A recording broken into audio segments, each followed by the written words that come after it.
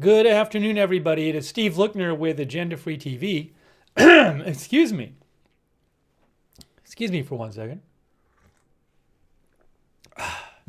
We are here to bring you an update on the situation between India and Pakistan over Kashmir. It is thought there is a decent chance that India will launch some sort of military strike on Pakistan after this attack on tourists in India-controlled Kashmir last week, which India says Pakistan was involved in this attack. Pakistan denies this, but tensions are rising. So we're going to bring you live coverage of this. Excuse me. Oh my gosh.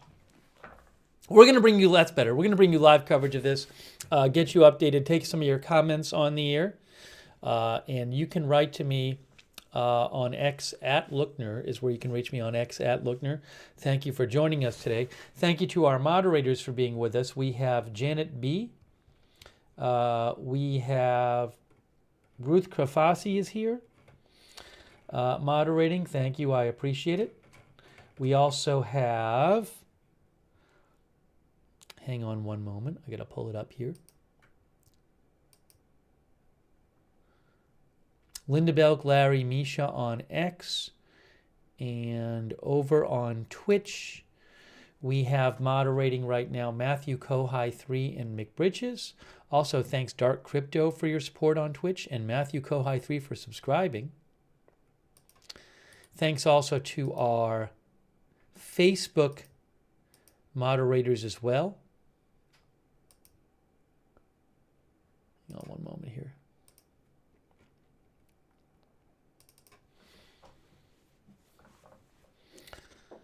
I really appreciate it. And thanks to Athena Gunlock and Rita Evans-Lang for subscribing over there on Facebook. And also thanks to our YouTube members. Just thanks to Kieran Wilson, our new member. Thank you. And Mark Barnes, our new member, and all of our other members over there on YouTube. All right, let's get into this. Let's talk about this. Talk about it right now.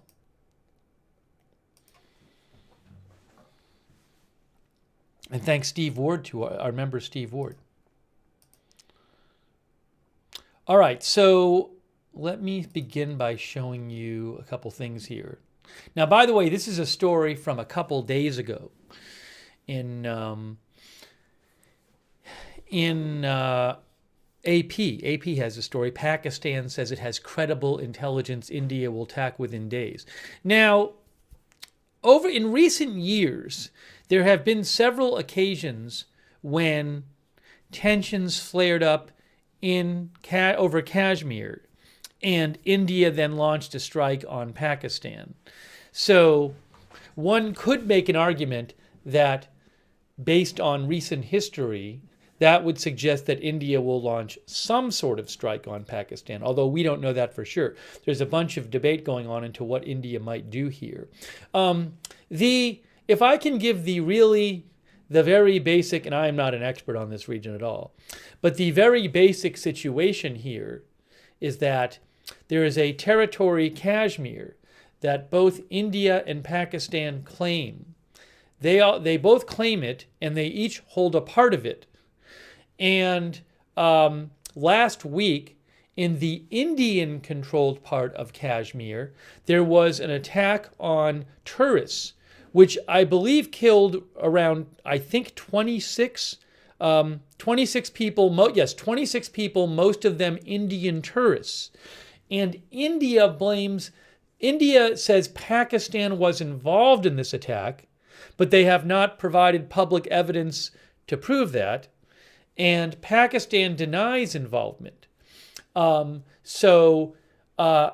the aftermath of that attack that killed a number of Indian tourists in the Indian-controlled part of Pakistan, it is thought that India might launch some sort of strike on Pakistan. Then you have this concern, well, if they launch a strike, do things escalate? Both of these nations have nuclear weapons. They have fought wars before over. They have fought before over Kashmir. Wars or war? I believe wars, but I'm not sure. I'll have to check up on that. So we want to get you an update on this. And I'm going to show you right now a map so you can see it. Now, the map is, there's an article here we'll check out too. This one says, from AFP, Pakistan says India planning strike after deadly Kashmir attack. Now, check out this map from this article. Oops, I want to go over here, actually. Here's the map there from AFP. So, up here you can see we have China here, India here, and Pakistan here. I know it's a little small, but China, India, Pakistan. And see, on this map, it's bigger. So this is China, this is India, this is Pakistan. And this area in here is disputed Kashmir. Now, Pakistan controls this part of Kashmir. India controls this part of Kashmir. And China controls this part of Kashmir. Okay?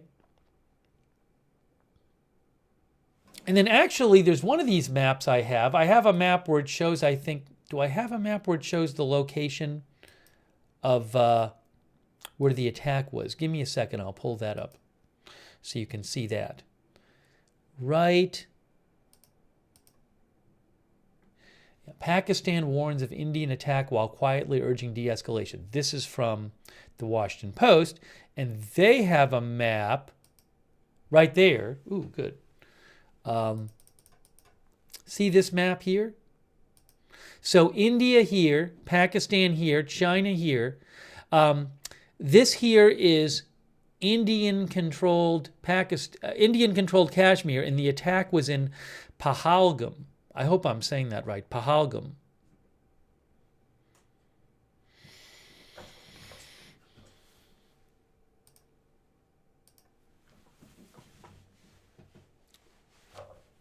So Pahalgam isn't on this map, but it's a bit to the east of Srinagar, right in this area. All right, so we're going to talk about this. But again, this is a region that is claimed by both India and Pakistan, and India controls some of it, and Pakistan controls some of it. And there was a attack on mostly on Indian tourists last week in the Indian-controlled part of this area. And India says Pakistan was involved in this attack. Pakistan denies it. But it's thought that India may launch some sort of strike in retaliation on Pakistan in the coming days. And this attack happened last Tuesday. The attack happened last Tuesday, which was, by my calculation, 10 days ago, right? Because today's Friday. So I believe there have been, over the recent years, a couple of occasions where India launched a strike on Pakistan over something that happened in Kashmir. And I believe that India took roughly 11 or 12 days to attack on both those occasions. I will double check this. Exactly. But if they were to take 11 or 12 days to launch a strike again, well, Friday today is 10 days after the attack. So if you think it's going to be similar timing, then you're talking about the next couple of days. Anyways, I'll get you the exact dates on that stuff. Again, I'm not an expert in this region. But let's get into some specifics here. I'm going to take some comments from you guys. And I thought we would start by talking about this right here. Where is it here? Pakistan, this is from a couple days ago, but I thought it was a good place to start. Pakistan says it has credible intelligence India will attack within days.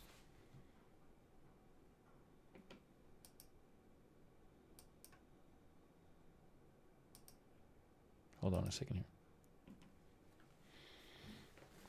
here. By the way, a quick thanks to Kieran Wilson. Kieran thinks India would win in a fight.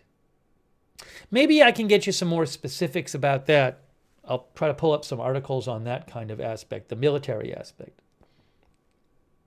Thank you, Kieran. I really appreciate that.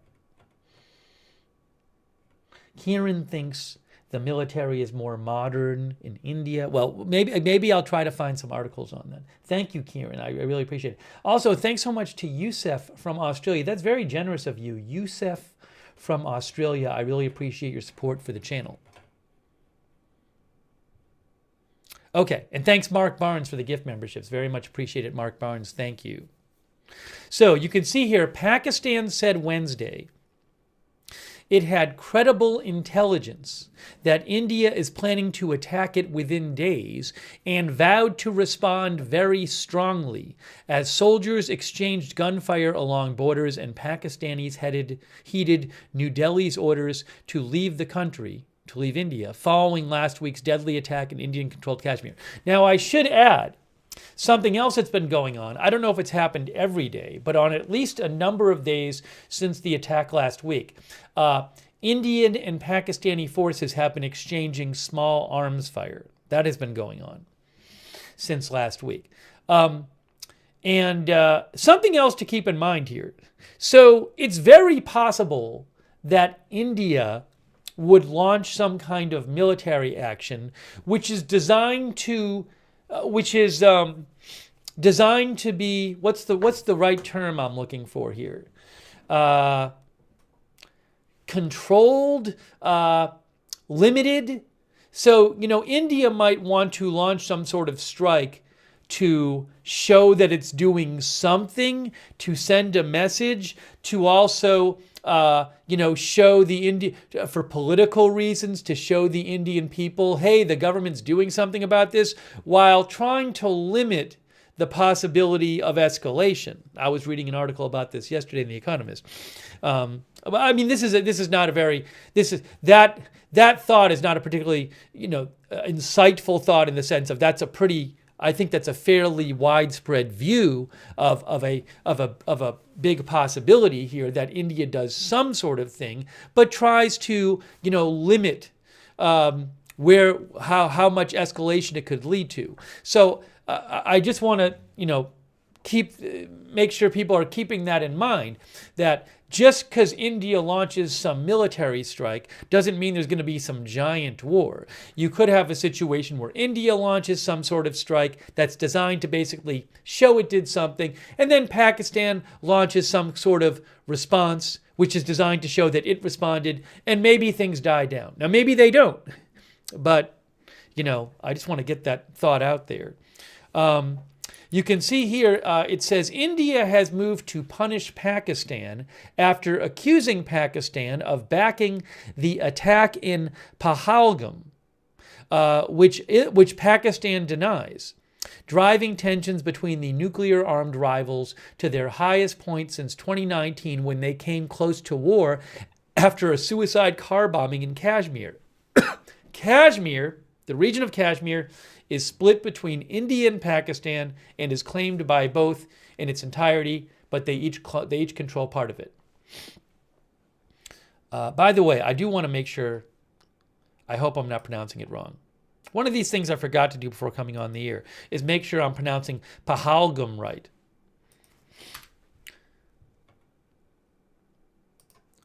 I don't know if I'm pronouncing it right. If you can yell at me in the chat, but I'm going to go with Pahalgam. I'm going to go with how it's spelled. But let me know if it's different. Lord says it's right. Anyways, we're going to take some comments from you guys in a second. Let me just go over a little more background here from AP. Our viewer, not Bob Odenkirk, says, I highly doubt any nuclear weapons will ever be used. I hope not. You mean in this in this conflict or in general? Well, either way, I hope so.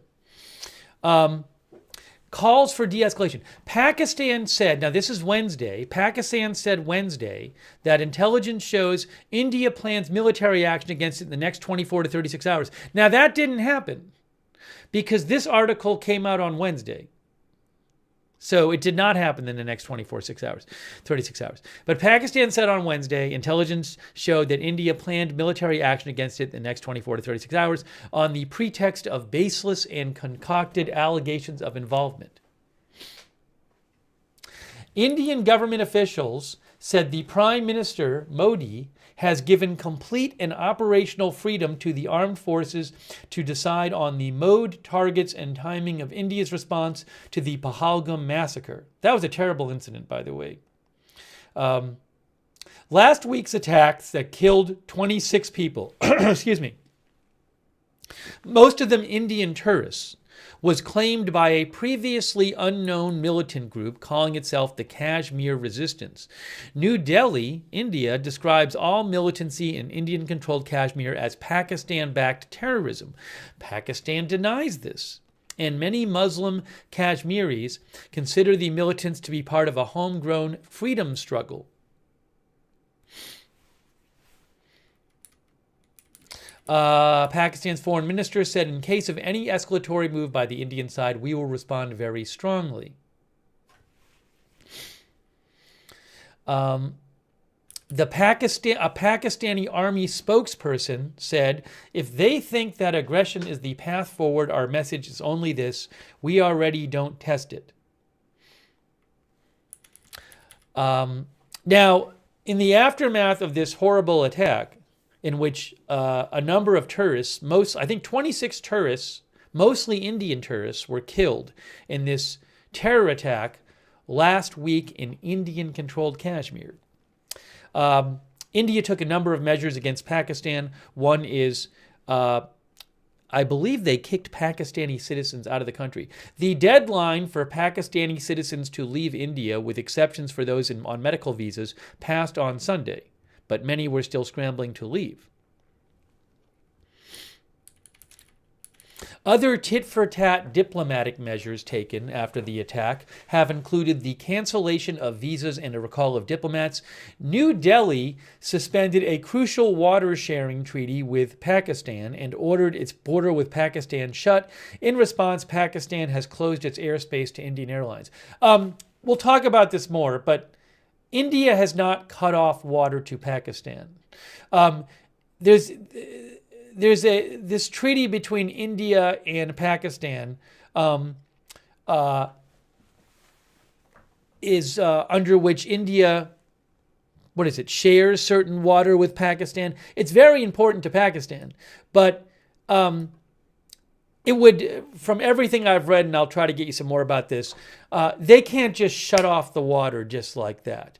They would have to severely restrict the amount of water. They would have to, for example, build new infrastructure. So that is not, I think there's some incorrect information floating around about this. Some people think that India has shut off the water, and that has not happened. Could happen more in the future, but it would take some time and expense and effort.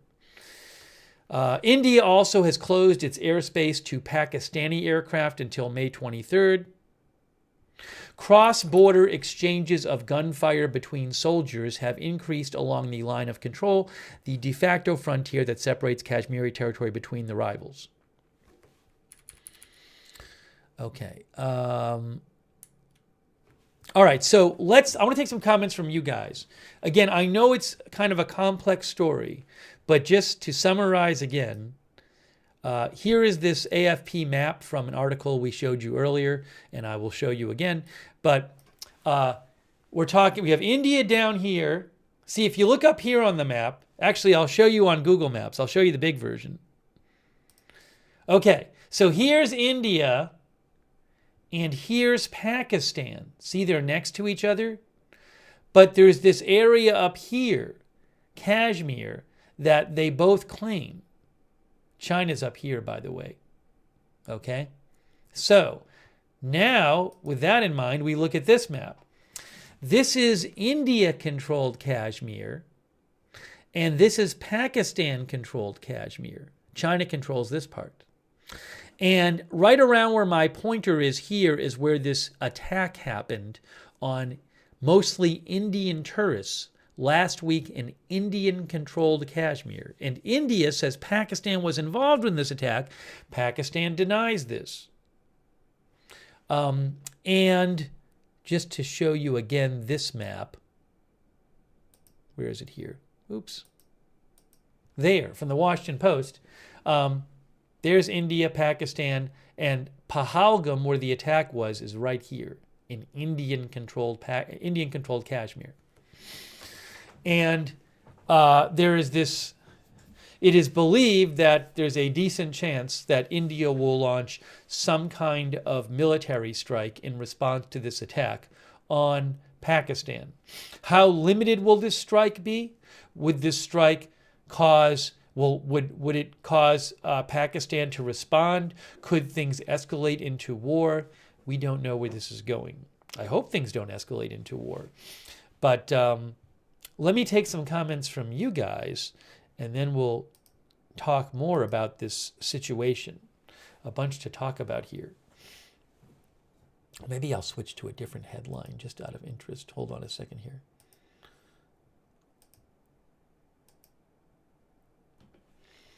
There's a Reuters headline from Wednesday also. Pakistan says intelligence suggests Indian military action likely soon. All right, I'm going to read a couple of comments from you guys. Atik, our viewer, Atik Koso says, nothing will happen. India doesn't have the blank to. Atik thinks nothing will happen. Thomas Darwin says, what about an independence movement in Kashmir? We got to give you some more background on that. I'll talk about that in a second.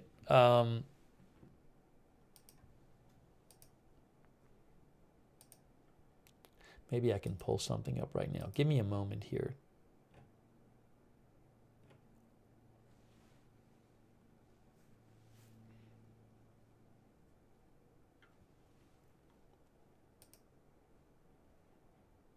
Actually, let me take a couple more comments first, and then I'll try to get you a little summary of the background here, the history of the area. I don't want to get distracted and then go away from the comments. So give me a moment. Let me take a few more comments here, and then we'll give you some more background on the whole thing.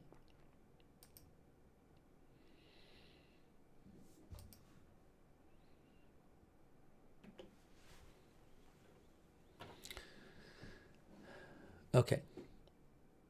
Billy Pilgrim thinks India pulling out of the water treaty is a big deal in all of this.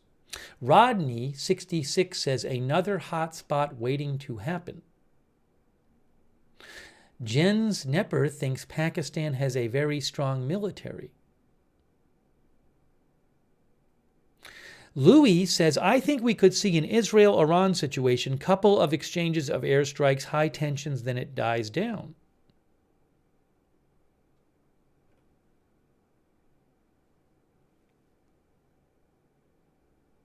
Chicken McNug thinks it's going to be a full-on war. There's already been skirmishes. Red Squirrel says no one wins if it goes nuclear.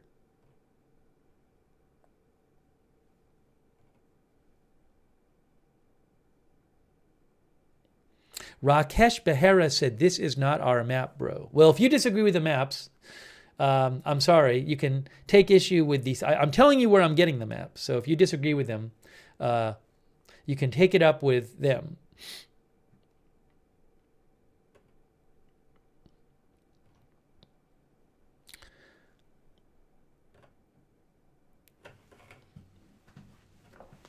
Yeah, Muslim and Hindu, one of our viewers mentioned. So we'll talk about that whole aspect too.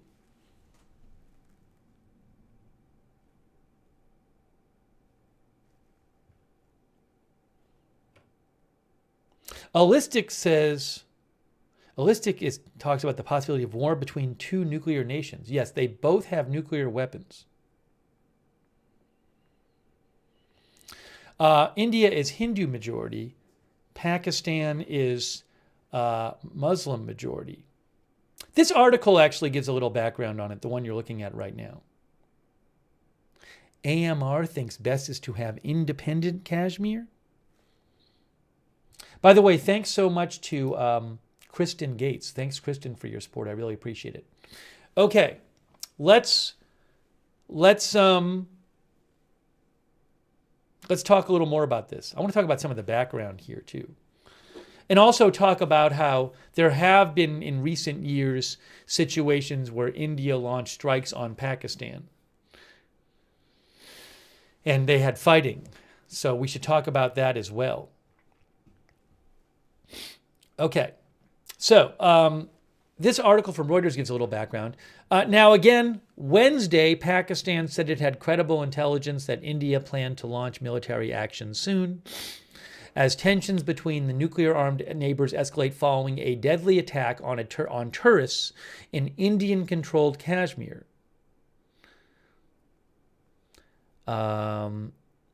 Marco Rubio, U.S. Secretary of State, has asked both nations to de-escalate tensions. In the attack on April 22nd, 10 days ago, Islamist assailants segregated men, asked their names, and targeted Hindus before shooting them at close range in the Pahalgam area, killing 26 people, mostly Indian tourists. Officials and survivors said. India has identified the three attackers, including two Pakistani nationals, as terrorists waging a violent revolt in Muslim-majority Kashmir. Pakistan has denied any role and called for a neutral investigation. Hindu-majority India accuses Islamic Pakistan of funding and encouraging militancy in Kashmir, a Himalayan territory claimed by both nations but ruled in part by each of them.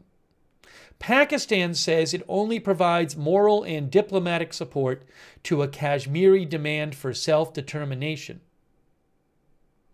The old rivals born out of the partition of British colonial India in 1947 have taken measures against each other since the attack, with India putting the critical Indus Waters Treaty in abeyance and Pakistan closing its airspace to Indian airlines.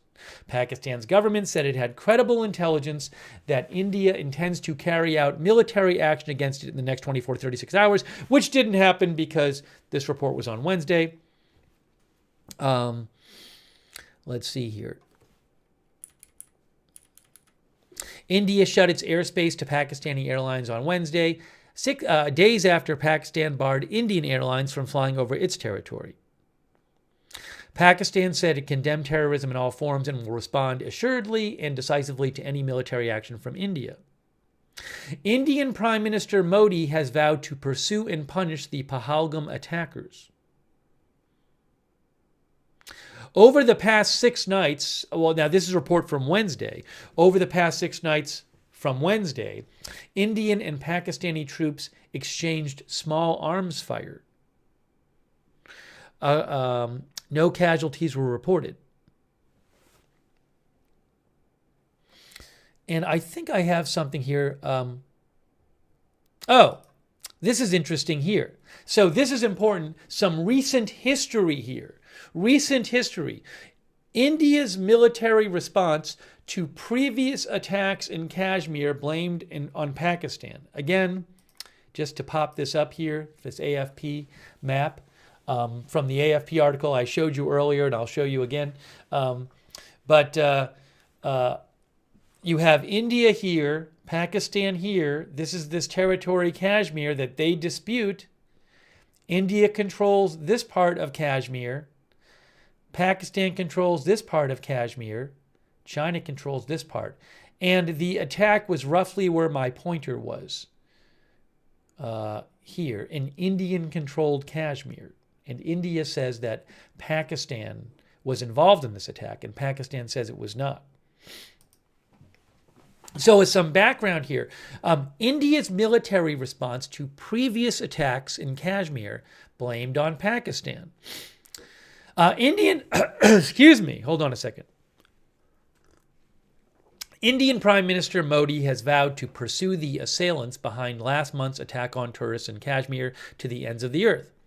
India says 2 of the 3 terrorists, it calls, involved in the attack were from arch-enemy Pakistan, although Pakistan has denied any involvement in the attack. The nuclear-armed nations have announced several tit-for-tat diplomatic and other measures, but Pakistan has said it expects India to launch a military incursion soon. Could be at any time. What has India done previously? So look, 2019 and 2016. 2019, 6 years ago. On February 14th of 2019, tensions escalated between India and Pakistan after a suicide car bombing killed 40 paramilitary troops, Indian troops in Pulwama in Kashmir, a mountainous region also claimed by Pakistan. The attack was claimed by Pakistan-based Islamist group Jaish-e-Mohammed. In response, I assume this was, the way this is written, it was Indian paramilitary troops. That's my assumption. That's what makes sense. In response, India said its warplanes struck a Jaish-e-Mohammed training camp near the Pakistani town of Balakot in the early hours of February 26th. This was back in 2019. India said a large number of GEM terrorists, trainers, senior commanders, and groups of jihadis were eliminated. India claimed those airstrikes killed 300 militants. Pakistan acknowledged Indian jets had crossed into its territory, but Pakistan claimed that the Indian jets bombed a hillside without hitting anything substantial. This was back in 2019. As the air forces of the two countries engaged, Pakistan captured an Indian pilot whose fighter jet crashed in enemy territory after a dogfight with a Pakistani aircraft. Pakistan returned the pilot days later and the situation cooled. Okay? But just to be clear what happened, that was 2019. There was a suicide bombing on Indian paramilitary troops in Kashmir, which India launched a strike near a Pakistani town of Balakot, and you ended up having dogfighting between Indian and Pakistani planes. And Pakistan actually shot, well, this says the plane crashed. There's some reports I've read that said Pakistan shot down the plane. But note that the military action in 2019 by India came 12 days after the initial suicide car bombing, which was on February 14th. The Indian military response came on February 26th. That's 12 days after, okay? And in 2016, you can see this. In 2016, on September 18th of that year, gunmen stormed an Indian military base in Uri in the federal territory of Jammu and Kashmir near the border, killing 19 Indian soldiers. Pakistan denied Indian charges it was behind that attack. 10 days later, India said it had carried out surgical strikes on militant bases across the de facto border. Pakistan denied any incursion had occurred on its territory. So, in 2016, the claimed Indian military response to the attack was 10 days after. So in 2016, the Indian claimed military response was 10 days after. In 2019, the Indian military response was 12 days after. 10 days after, 12 days after. Today, Friday, is 10 days after the terror attack in Indian-controlled Kashmir last week. So if you think the timing of an Indian response to the attack in Kashmir from last week will be similar to the timing in 2019 and 2016, well, that suggests it'll happen today, tomorrow, Sunday. That's days 10, 11, and 12. I don't know that it'll happen, or if there will be a response, a military response. But you can see the timing would be similar if it happened sometime the next few days. I'll just finish. There's a couple more things in this article I just want to point out. It says, Pakistani government ministers have said a military incursion by India is imminent, and they have reinforced their defenses. Indian forces have also carried out exercises across various parts of Pakistan. Troops from the two sides have exchanged small arms fire across their frontier for the past 7 nights. No casualties have been reported so far. This article is from yesterday. Also, how do the country's defenses compare? The article says India easily outnumbers Pakistan in military personnel, active military personnel, and combat aircraft, but their nuclear arsenal is nearly the same. India has 172 warheads, and Pakistan has 170 warheads. Okay, so I thought that's an interesting aspect of this is incidents that happened in 2019 and 2016 where there was some sort of attack in Kashmir and India responded militarily. Their response in those two cases were 10 days and 12 days later. And we are now 10 days after the attack last week. So, are we going to see sometime very soon some sort of Indian strike, military strike, on some sort of Pakistani interest somewhere? By the way, the 2019 one we were just reading about, was that on a town that was in Pakistan proper? In 2019, India said its warplanes struck near the Pakistani town of Balakot. And Balakot, that's not even in Kashmir, right? Balakot is just in Pakistan proper, I believe, if I have this right.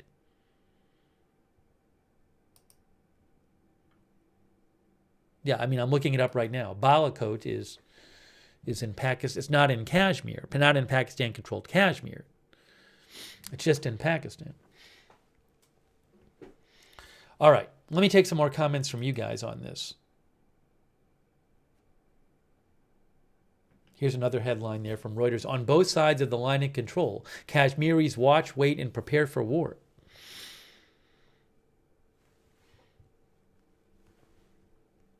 Hugo says Pakistan planes to strike tonight. Well, I would be surprised if Pakistan took military action before India does.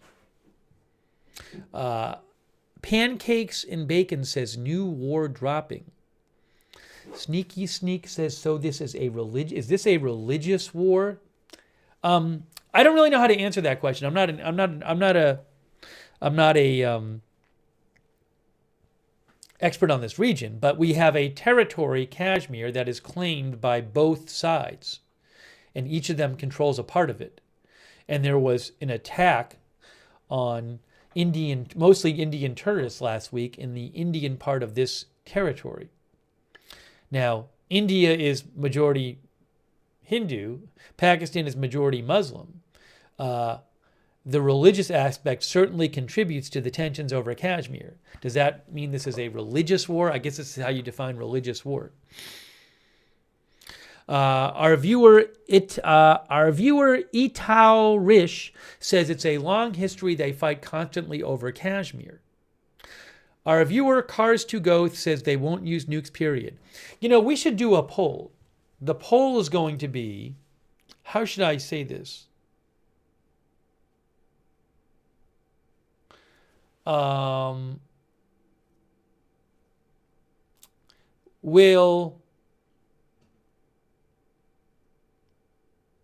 going to just, it's kind of tough to characterize these things exactly.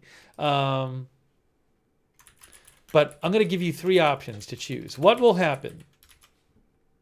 Three options. No Indian military strike.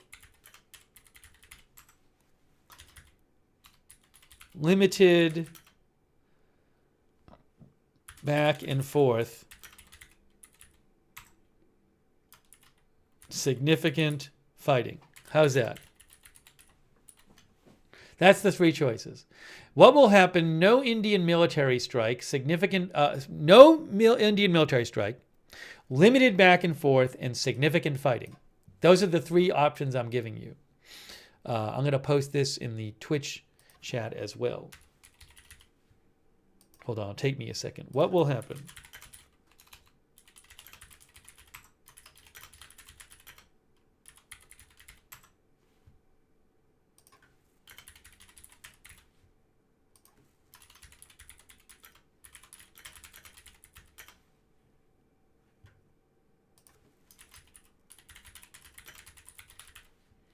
Okay, I just posted it on Twitch, and now I want to post it on Facebook. Hold on, I got to do one more. One more. It takes a little while to do this, but I want to let everybody vote on the poll.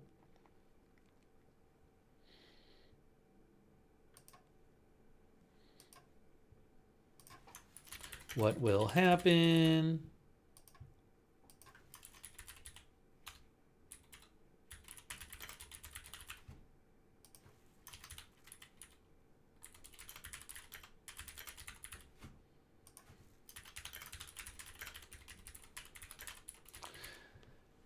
Okay, I think I got it posted everywhere. Hold on, like throw it up on Facebook there. It's now on Facebook.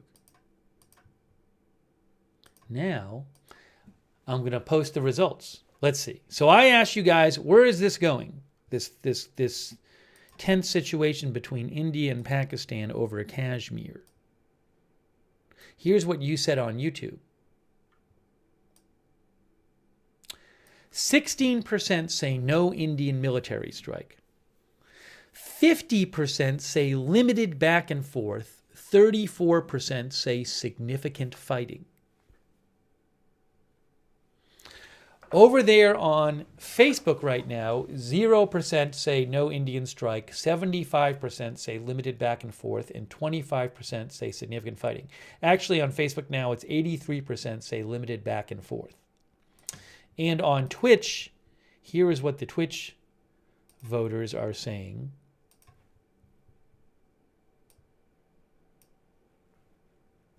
Oops, it's so big.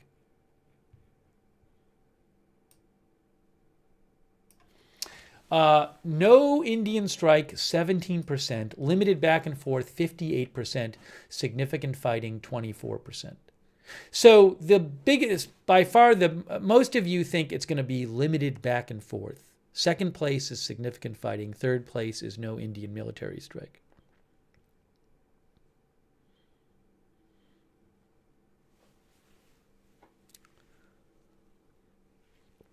Our viewer Sejendreet says nuclear warfare. That would be a worst case scenario. Feist says, I think fighting will increase.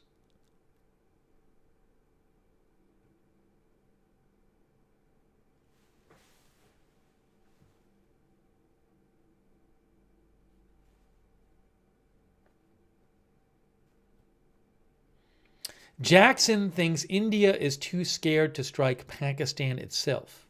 Color in Canvas says any strike is significant in my opinion.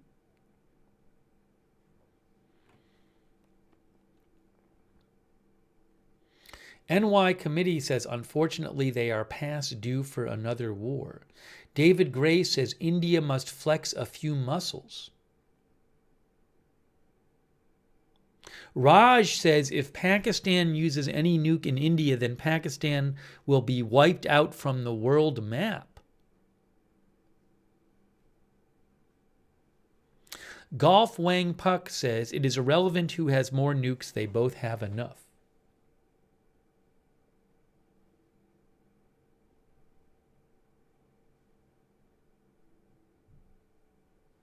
Xander thinks Pakistan can attack from within India via Pakistani and Indian Muslims. All right, so thank you for voting in our poll. Get that off the screen here. All right, hang on a moment here. Give me one moment. Give me one moment.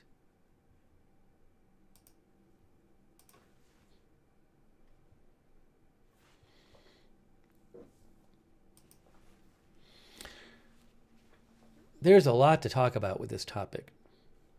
It's a very concerning situation.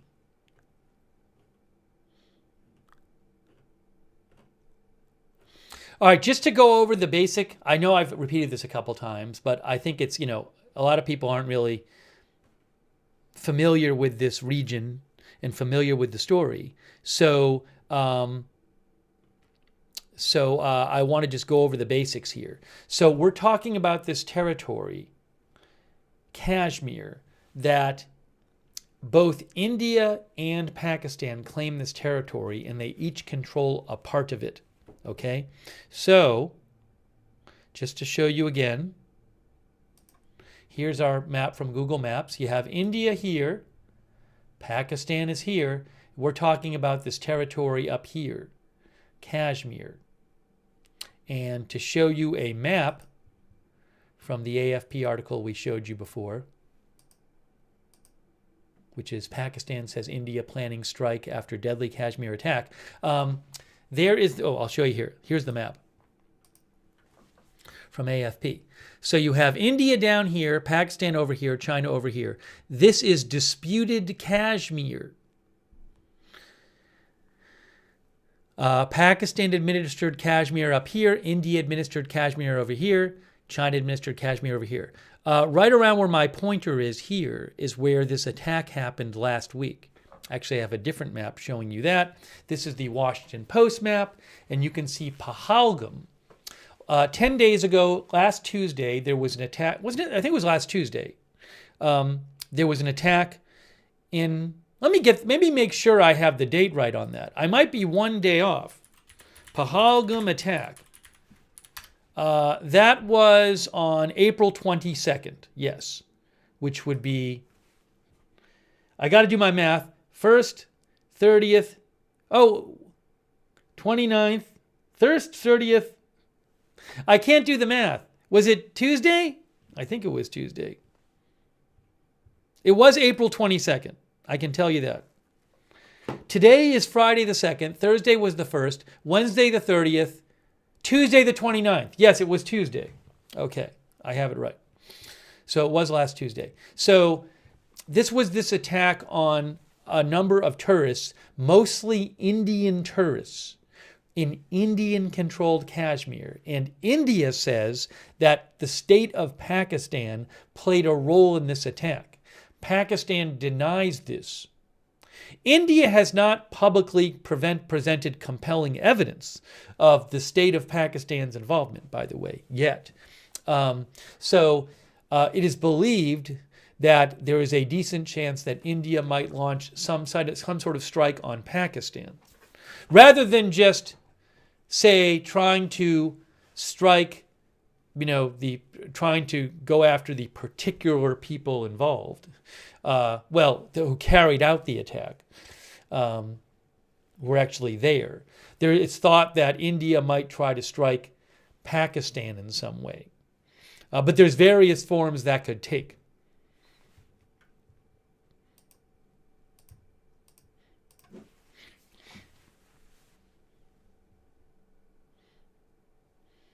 Okay, so with that said, I just want to go over that. Let's talk about another aspect of this. Hold on a moment here.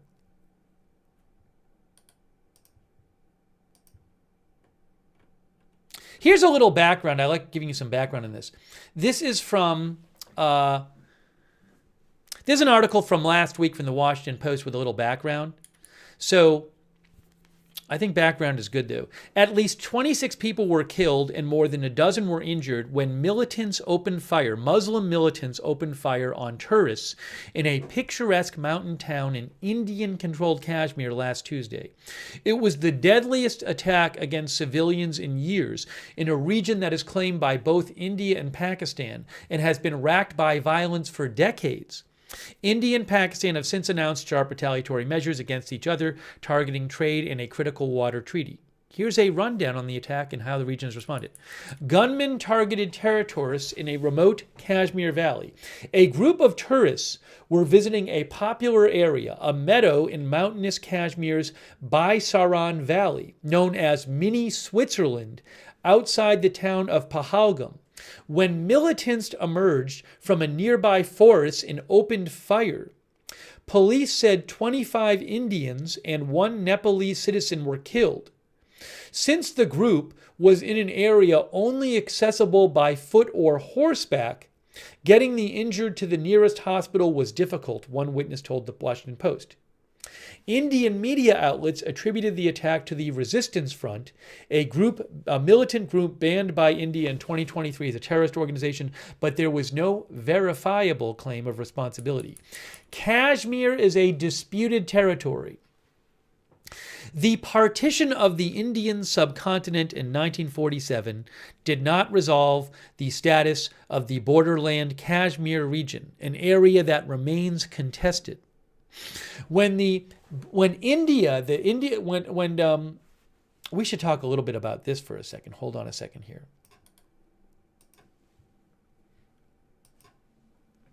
The partition of India, from Wikipedia, see here, in 1947 was the division of British India into two independent Dominion states, the Union of India and the Dominion of Pakistan.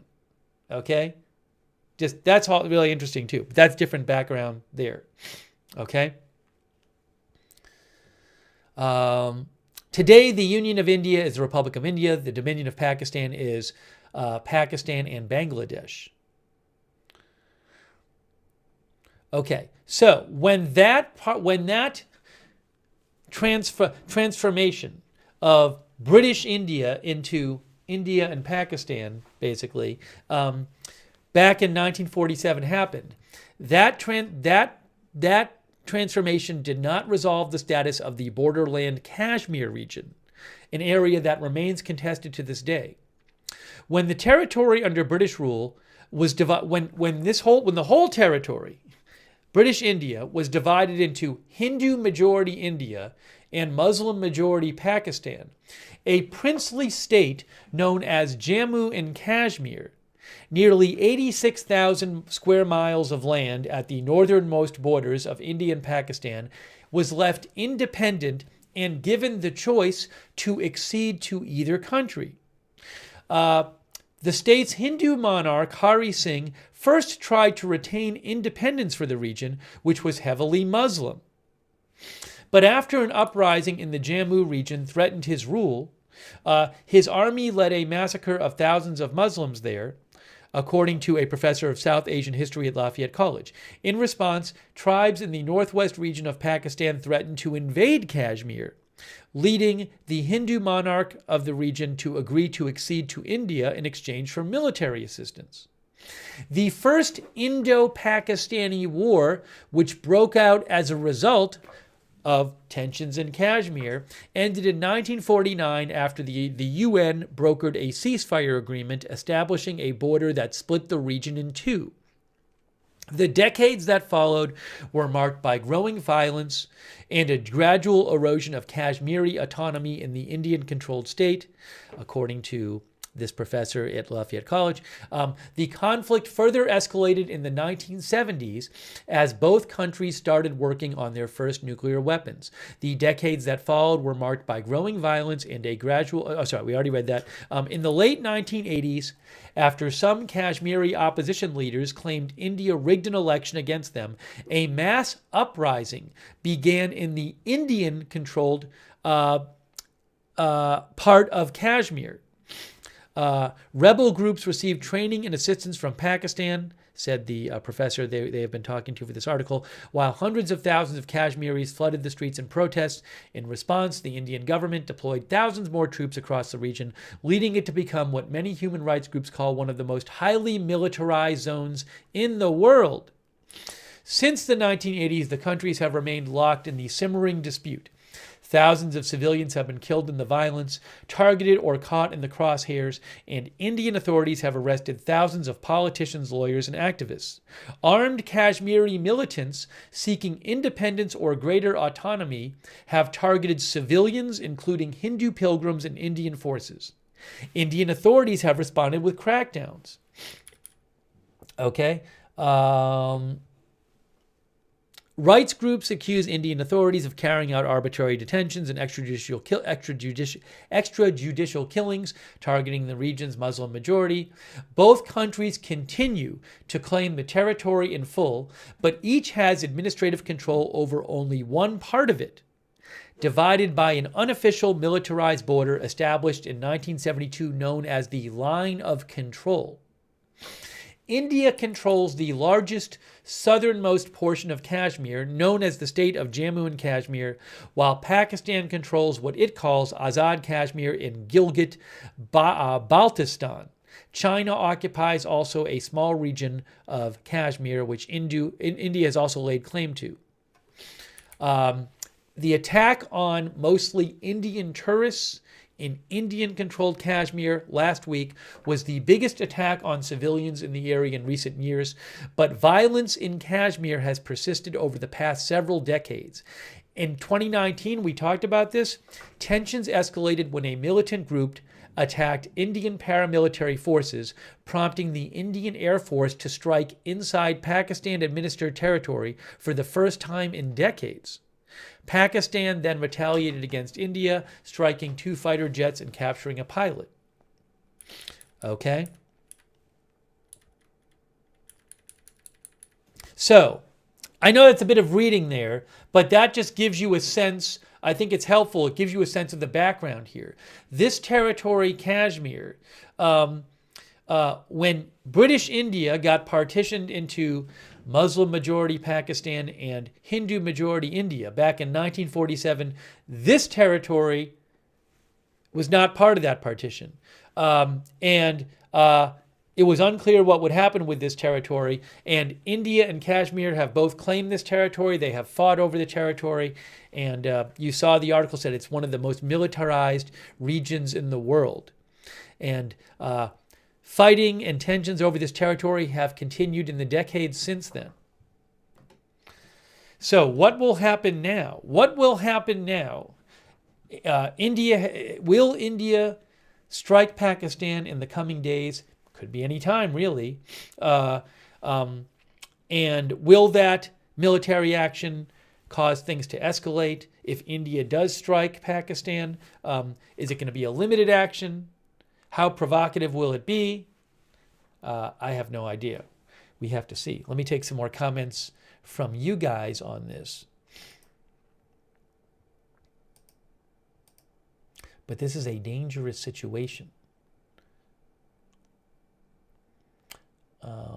Hang on a moment. Let me put something up on the screen for you.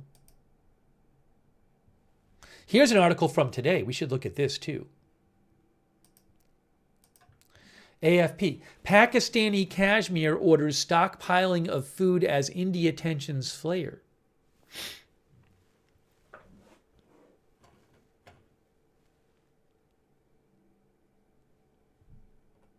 Let me take some more comments here.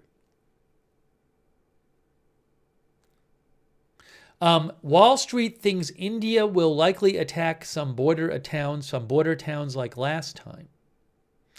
Distant Galaxy says 2 nuclear powers fighting. What could go wrong? Aditya Kedekar says they don't have a good delivery system for nukes. We do. You know, that's an interesting point. I was reading an article about this yesterday. Let me see if I can pull it up here, or at least pull it up where I can see it. Maybe I can post a link to the article from The Economist about India and Pakistan. They've had some good articles lately. And they talked about the difference in delivery systems. Now, what I need to do is find that particular article. Let's see. It was one of the ones in the last couple days. I'm pulling it up right now. Okay, so now I will say this. The Economist, in one of their articles, they had an article called "The War Room is an India-Pakistan War Coming." They said that unlike in 2019, India has Scalp missiles, which would allow it to hit targets while remaining in Indian airspace.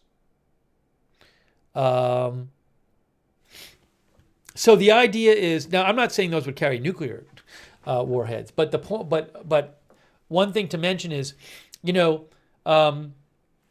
what they're saying is that you could have India launch missiles which strike Pakistan, which don't require its aircraft to go into Pakistani airspace, which is interesting. Oh, and The Economist says those Scalp missiles are identical to the Storm Shadow missiles being used by Ukraine to strike Russia. Okay, but also, I was looking for more than nuclear.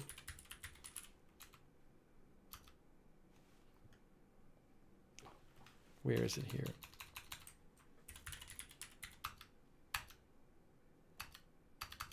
Not that article. Can I find it here? I know I read it.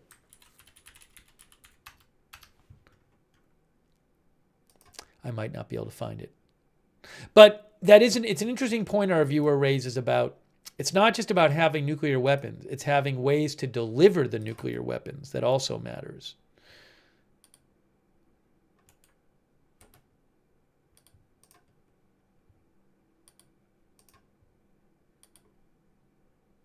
Let me just check a couple more things here, see if I can find this. No, it's not in there.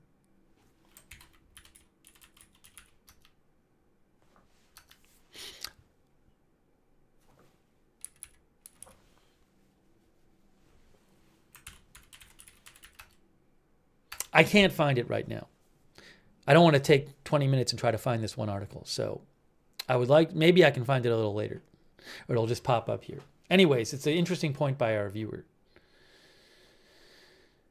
I want to say I read that India had more long-range missiles.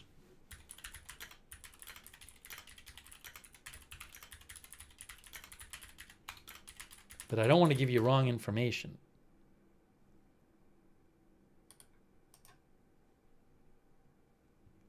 Ooh, hold on a second. I can also tell you.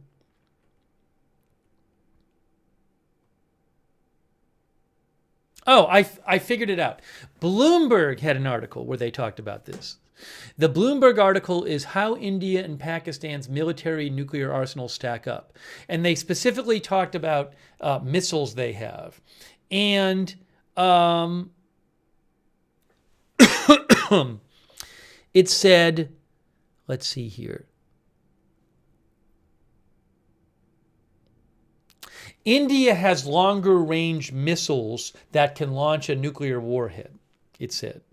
It said it has a missile that has a reach between 5,000 and 8,000 kilometers, whereas Pakistan is developing a missile with 2,750 kilometers, developing it. But it also said that India has no declared capacity of using tactical nuclear weapons with smaller warheads designed for use on the battlefield. Whereas Pakistan, according to Bloomberg, has developed a tactical nuclear weapon with a range of about 43 miles. So that's a whole other interesting topic that I am not an expert on.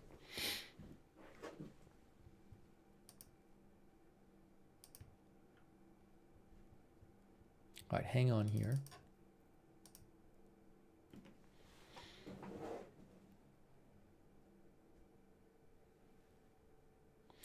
Veritas thinks India will probably at least do something to show off their growing military power. Also, I have read a number of articles that says there is political pressure on Modi, the prime minister, on the Indian government to launch some sort of strike.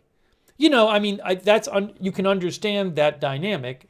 Imagine in a country you lived in, whatever country you live in, if there was some terror attack and a lot of people thought another country might be involved, naturally there can be political pressure on the government to take some military action.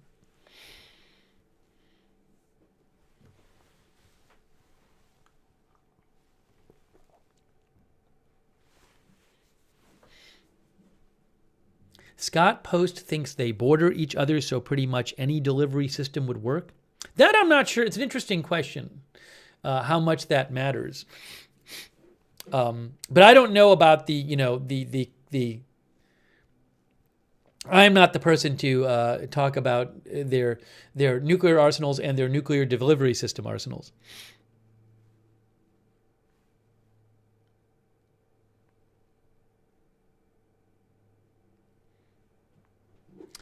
Jor Horto says if a nuclear power receives a tactical nuke attack, it may respond with a traditional nuclear weapon. The other thing to remember with military action is just keep in mind, we've talked about this when we've talked about other conflicts.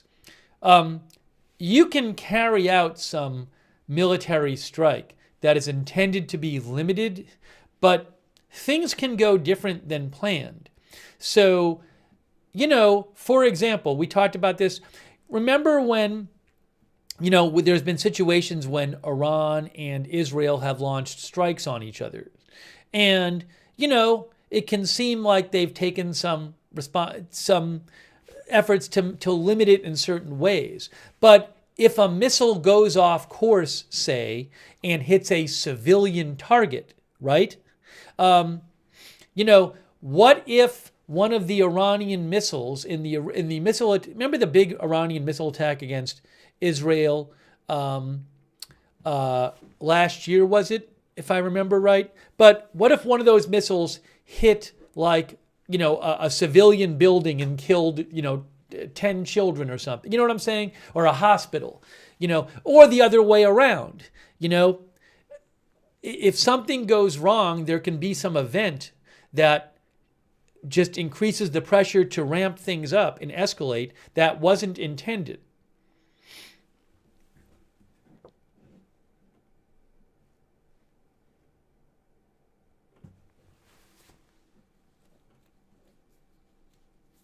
So, when there's fighting, you don't know where things are going to go.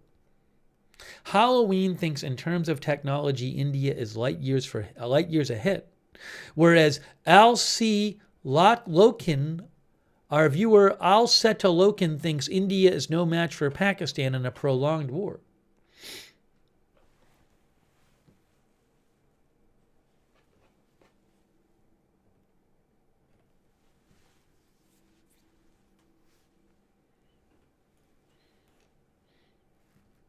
All right, let's talk a little bit more about this. Hang on one second here.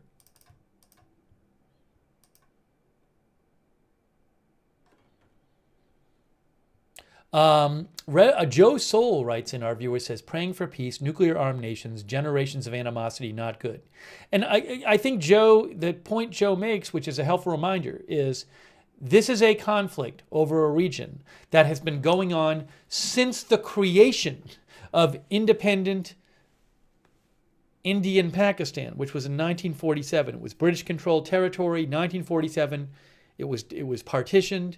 That was the creation of India and Pakistan. At that time, this region was not made part of either of those, and it was left unresolved.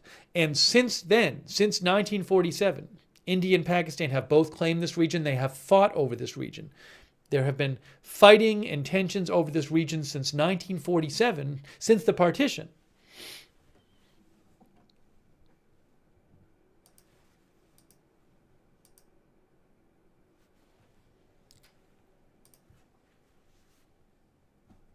Malice Bixie says same goes for Middle East region, really? Well, you can see a parallel in just it's a region that has been disputed for decades. I mean, it can be longer than decades.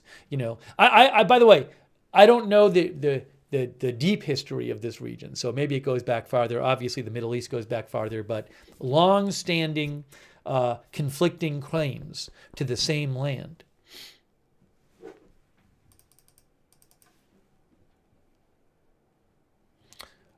Let me show you something from AFP. We haven't seen anything from them yet. But I do want to just remind people of that. I think this is an important point.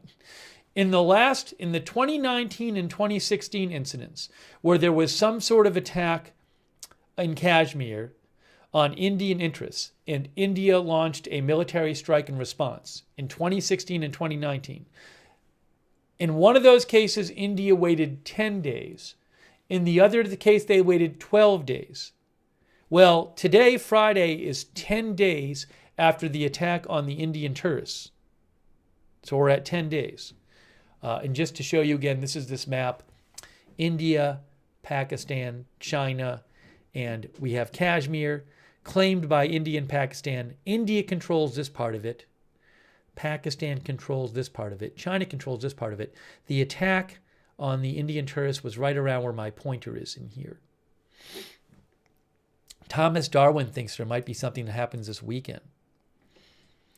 Let me show you this. This is from today.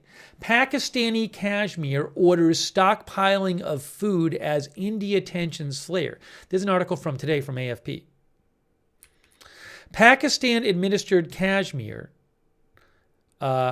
called on residents near the de facto border with India to stockpile food today as tensions flare between the arch rivals following a deadly attack. It was last week. India blames Pakistan for backing a shooting on civilians at the tourist site of Pahalgam in Indian-administered Kashmir on April 22nd that killed 26 men, mostly Indian tourists. Pakistan has denied the charge, and the uneasy neighbors have issued a raft of tit-for-tat punitive diplomatic measures. The two nuclear-armed countries have exchanged gunfire for 8 consecutive nights. So every night since then, they have exchanged gunfire across the militarized line of control, the de facto border that separates the contested Kashmir region. The Prime Minister of Pakistan-administered Kashmir told the local assembly today, instructions have been issued to stock food supplies for 2 months in the 13 constituencies along the line of control. The regional government has also created an emergency fund of 1 billion rupees to ensure the supply of, is it rupees or rupees? I'm going to say rupees. I might have that wrong. Somebody will correct me if I'm wrong. Let's see here. What is it? Is it rupee or rupee? I'm looking. Wikipedia says it's rupee. Rupees. It's rupees. That's what Wikipedia says. I got it wrong initially. Sorry. My bad. Anyways.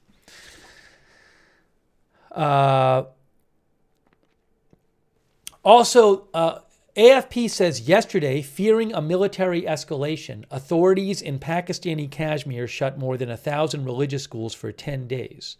India and Pakistan, which both claim Kashmir in full, have fought over the Himalayan territory since the end of British rule in 1947.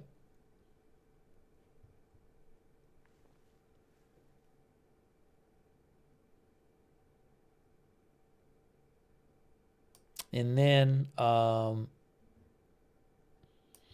you can see here, this was an article from a few days ago in AFP. Pakistan says India planning strike after deadly Kashmir attack. Already frosty relations between the nuclear-armed neighbors have plummeted further since India blamed its arch-rival Pakistan for last week's assault on tourists in Pahalgam in Indian-administered Kashmir, the deadliest attack on civilians there in a quarter of a century. Prime Minister Modi of India gave the military complete operational freedom to respond to the attack during a closed-door meeting on Tuesday. Pakistan's government has denied any involvement in the shooting and vowed any act of aggression will be met with a decisive response. Hold on a second.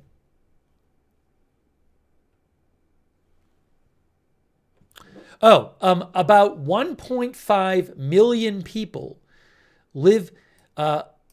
It's interesting because you might think this is like you might think this is a remote region without many people living there. No, that's not the case. About 1.5 million people live near the ceasefire line on the Pakistani side of the border, where residents were preparing for violence by readying simple mud-walled underground bunkers reinforced with concrete if they could afford it. Majority Muslim majority Kashmir, the entire territory, which has around 15 million people live there. So this is not some remote territory where nobody lives. About 15 million people live in Kashmir.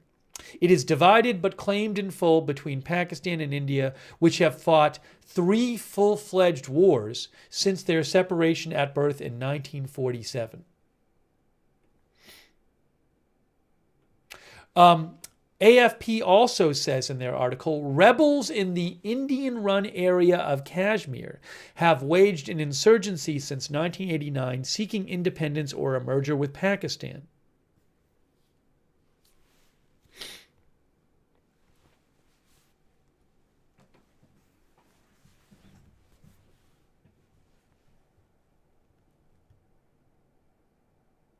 Here, by the way, is... if we go here, here is India, Pakistan. This is the area up here. If we go on satellite, now I'm guessing some of it might be remote. You can see it says Jammu and Kashmir here, Gilgit. So this area is the disputed area. And I believe it's part of the Himalayas here, but there's plenty of people who live in here. 15 million. Yeah, Joseph Flanagan says it's plenty remote in places. It has Himalayans. And again, my point is just, it's not that nobody lives there. 15 million people live there.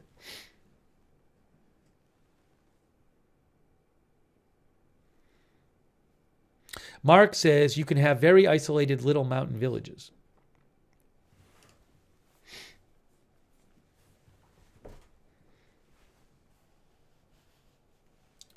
Let's take a few more comments here.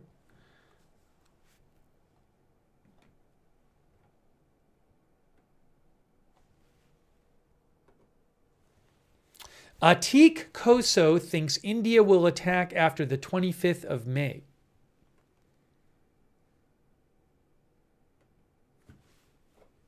Our viewer, Black-Haired Chick, says this issue is never going to be resolved.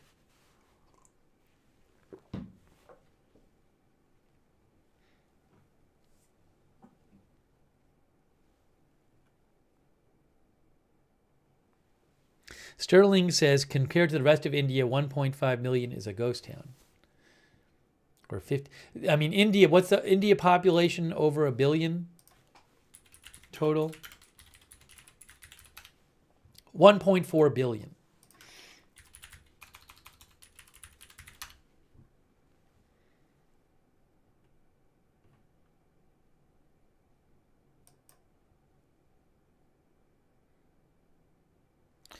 Let's see here.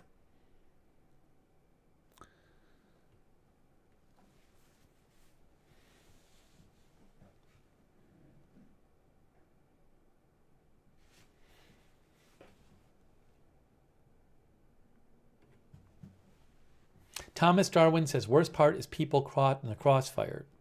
I don't know if we're going to get any kind of heads up if India is going to launch some sort of military action, or if it's just going to happen where just all of a sudden it happens.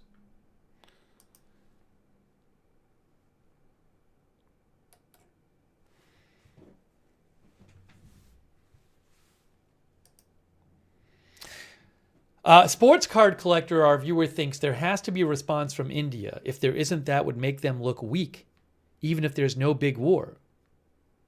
It's a pretty big deal, something you don't hear about every day, that's for sure. That's what our viewer, sports card collector, said.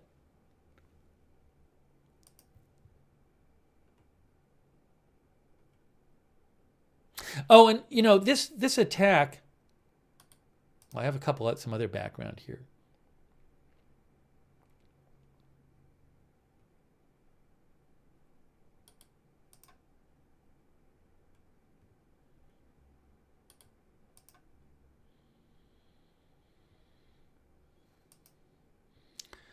Chris Kaufman Jr. says, likelihood of a nuclear strike.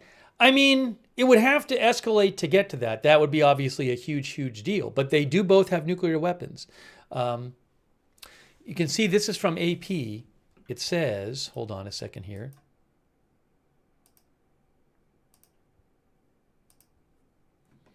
Indian survivors of Kashmir attack say gunmen asked if they were Hindus and opened fire. I think this is something that is important to, think about when thinking about the political pressure on the Indian government, is the nature of this attack. So it was really terrible. You can see here, again, AP, Indian survivors of the attack say gunmen asked if they were Hindus and opened fire. That photo is a site of the attack. Indian security personnel inspect the site of a military attack on tourists at Pahalgam in Indian-controlled Kashmir.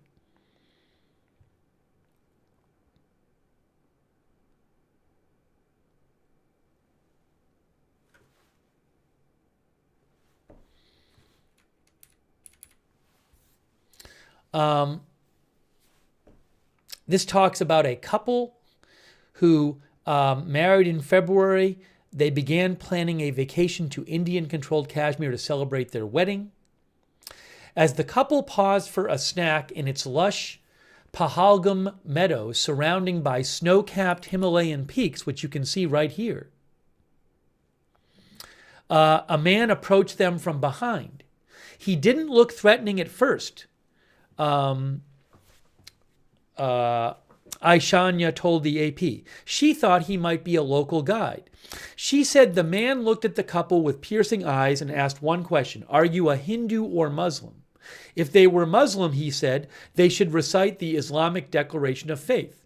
The couple froze. Aishanya thought it was perhaps some local performance. "We are Hindus," her husband said.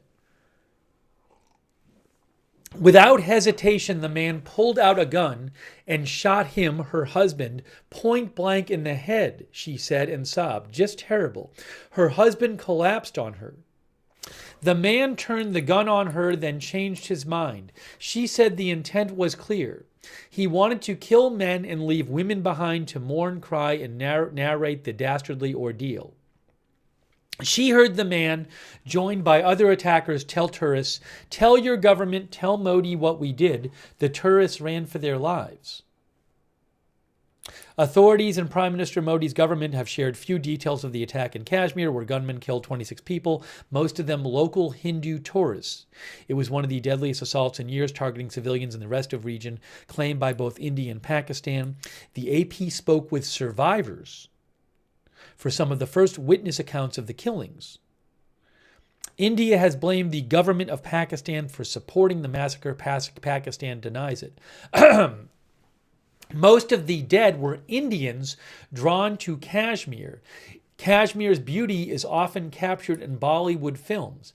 In 2019, India revoked the region's semi-autonomous status, a decision the government said would help spur development in Kashmir and integrate it more fully. Since then, violence has largely declined in that region.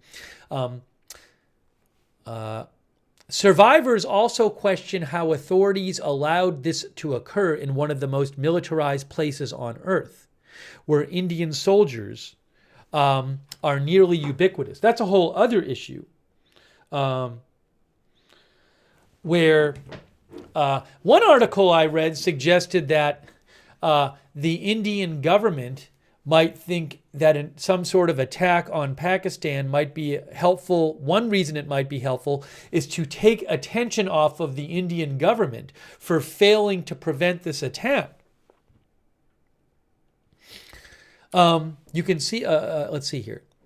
One person whose son-in-law was killed said it was a big security lapse. He said the government should invite tourists to Kashmir only if foolproof security is provided. He said his daughter, who was on honeymoon, told him men in camouflage uniforms shot people dead after confirming their religion. Terrible. Another witness said, another person said three men from her elder sister's family were killed. Two gunmen in uniform asked tourists to identify themselves as Hindu or Muslims, recalling her sister's witness account. My brother-in-law begged them to let us go, saying we're innocent tourists. They didn't listen to him and shot him dead. So, look, you can see here how this attack, these reports of this attack, what happened, it's horrific, it's terrible. And you can understand why an attack like this might really make the population of India angry, in particular the majority Hindu population, and put pressure on the government to launch some kind of strong response.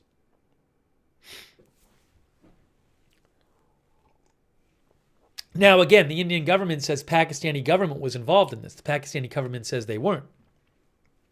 But, I mean, it's just a horrible attack when you read about it.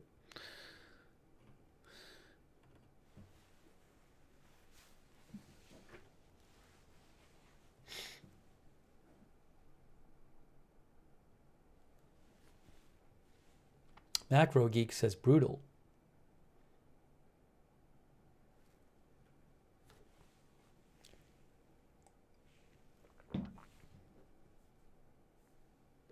Terry Flores, our viewer, says, why did they do that? There will be an all-out war.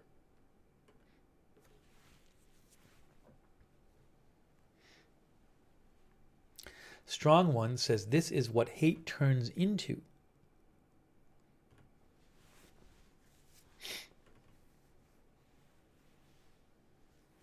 DDAC says, what if they were someone who wanted to cause this conflict? Do we really know who perpetrated it? So what I can tell you, look, I haven't been personally seen evidence and investigating all of this myself. I believe that India says it was two Pakistanis. Two of the three attackers were from Pakistan. I showed you something about that before. Let's see here.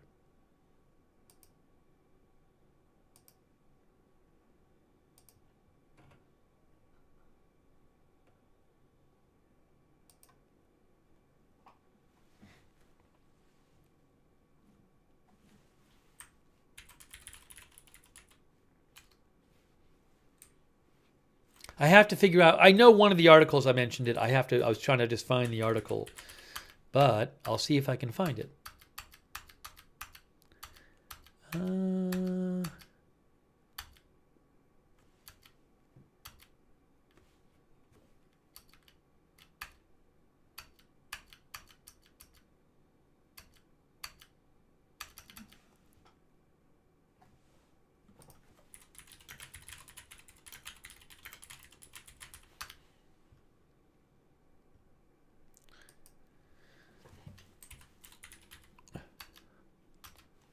I can't find it right now. I know we read it, but we've read a bunch of articles, so I can't find the exact one right here.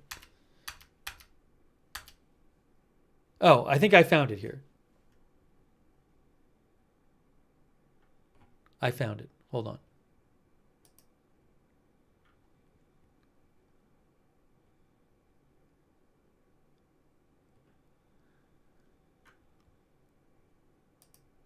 There is a Reuters article which says India wants Kashmir attackers brought to justice, foreign minister tells Rubio. And it says that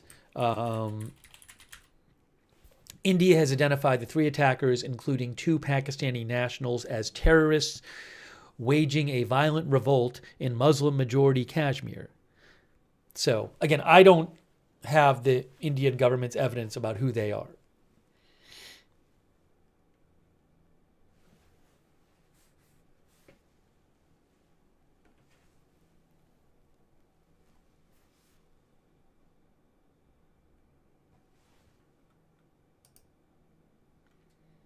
Yeah, and to be clear, Joseph Flanagan says Kashmir is the size of Britain. So when I said, I think probably what I said was not the best chosen about. What I said is that I said people think that you might think that Kashmir is remote and nobody lives there.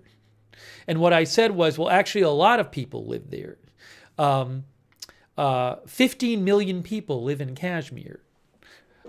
So now. But to clarify, and I said this earlier, to clarify, that doesn't mean that none of it is remote. But the point is, it's more that there are a lot of people who live there. It's not that nobody lives there. And one of the articles said, I think that, what is it here? AFP said about 1.5 million people live near the ceasefire line on the Pakistani side of the border. So I just wanted to make it clear that, it's not empty land. There's plenty of people who live there. And again, about 1.5 million people live near the ceasefire line on the Pakistani side of the border.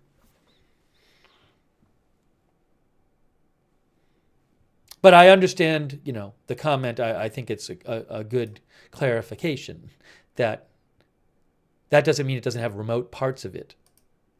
And as I showed this shot of the region here, and if you zoom in, I mean, plenty of it is mountainous here. That's from Google Maps. So I appreciate that. Okay.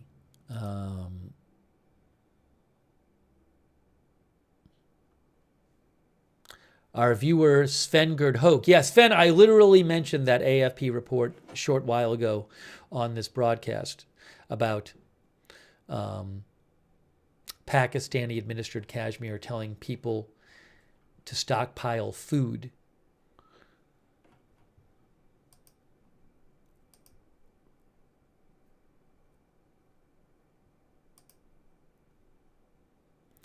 And our viewer, Jude Ohio, mentioned the length of the border, but the length of the line of control. So Wikipedia, line of control is a military control line between the Indian and Pakistani controlled parts of the former princely state of Jammu and Kashmir. It serves as the de facto border. And the length of that line, according to Wikipedia, is around 460 miles.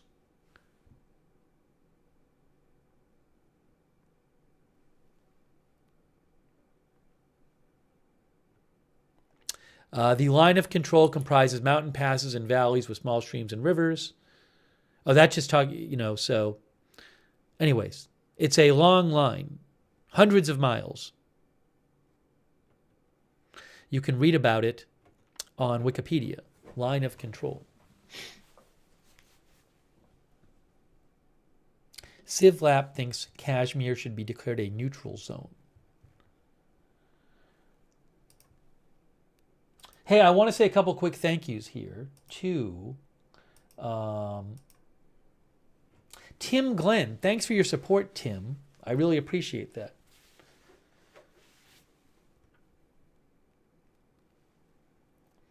Tim says nobody can really do a flash invasion.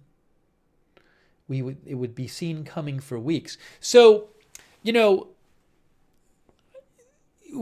could launch airstrikes, missile strikes, for example. But I've also seen this idea that like special forces could be used. So, in the discussions I've seen of possibilities, I don't really see like giant invasion brought up much, but I do see these other possibilities brought up. Let me see here.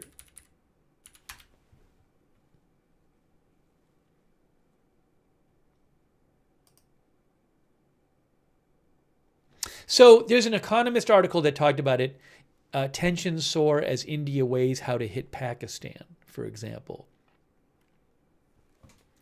Talks about how Prime Minister Modi faces pressure from the public, from some of his own military and others to take action that goes further than the action India took in 2016 and 2019.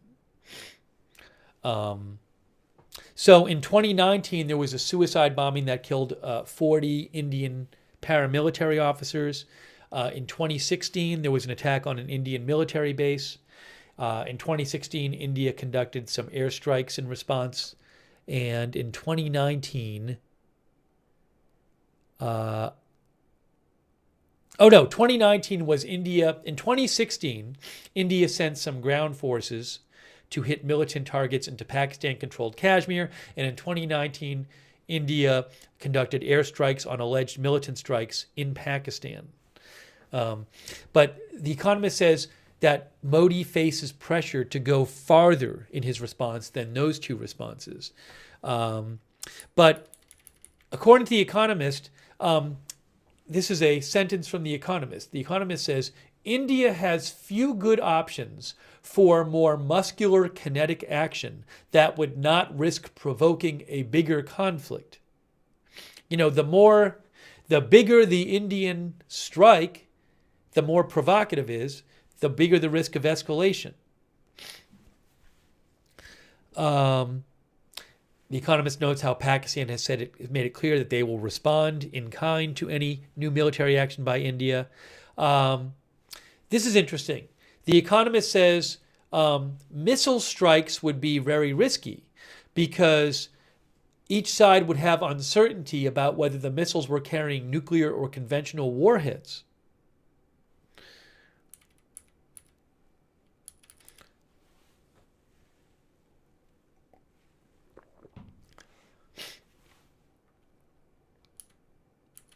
But they talk, another thing that's brought up, the Economist article talks about how there could be ground strikes, there could be airstrikes against militant targets in Pakistan-controlled Kashmir. The Economist also says that another thing that could happen is you could have targeted assassinations by India, like the assassination of Pakistani militant leaders.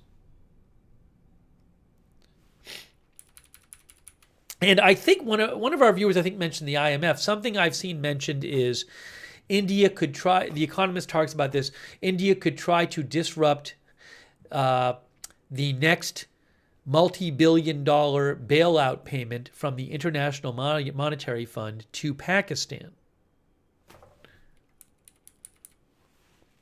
But again, what the Economist talks about in this article, it's called Tensions Soar as India Weighs How to Hit Pakistan.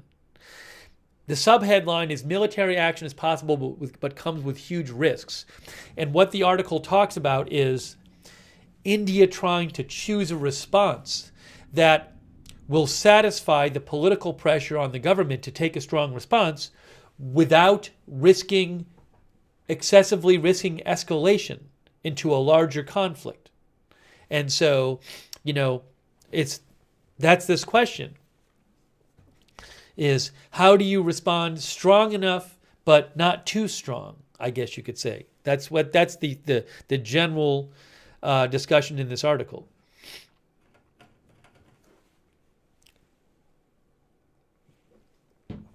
Yeah, and one of our viewers, competitive M, says similar to Iran-Israel. It's a dynamic that we've talked before. Iran-Israel, or if the U.S. wants to launch strikes. We've seen the U.S. conduct strikes on Iranian assets in the Middle East, like in Syria, for example, or Iraq, when U.S. bases were getting attacked by Iran-backed militants, wanting to do something but not wanting it to be too much. So that discussion often comes up in these kind of situations. Renee says, reminds me of Israel and Iran exactly the same. DDoc says Yemen, Syria, Iraq. So certainly something to keep in mind. All right, we'll take a few more comments here.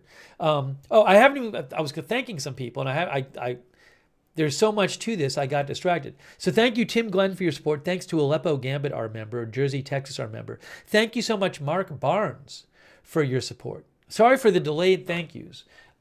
Thank you, Toxic Pineapple, who says, has China had any response to any of this? I would not be surprised if they had some diplomatic response, but I haven't read about it. China urges restraint. I see an article here. Maybe I can get you a little update on this. Hold on.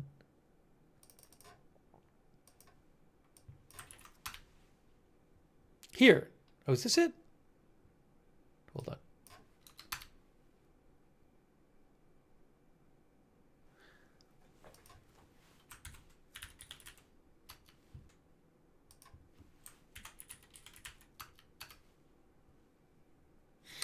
Reuters says the United Nations has asked both countries to avoid confrontation. China, a key player in the region, had earlier this week urged the two countries to exercise restraint. That is from a Reuters article from yesterday. Thank you, HomeAwares. HomeAwares says, is the group that attacked the tourists some new kind of group? So, thank you, HomeAwares. My understanding is that a group initially claimed responsibility for this attack, but then withdrew the claim of responsibility, I think. So, if I'm remembering right, I don't know that it's clear who did it.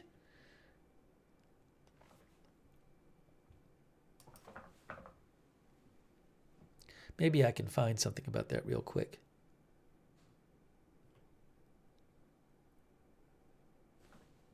By the way, you can see here, it says the threat of a war with India empties a scenic Pakistani valley of summer tourists. The Neelam Valley in northern Pakistan. It's less than 2 miles from the line of control between Pakistan and India and Kashmir.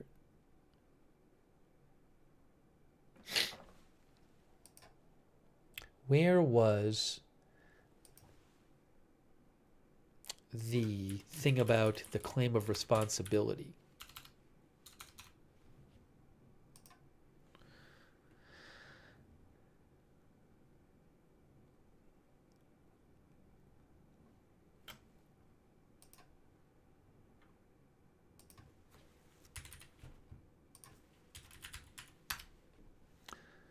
See if I can find it here. Let's see.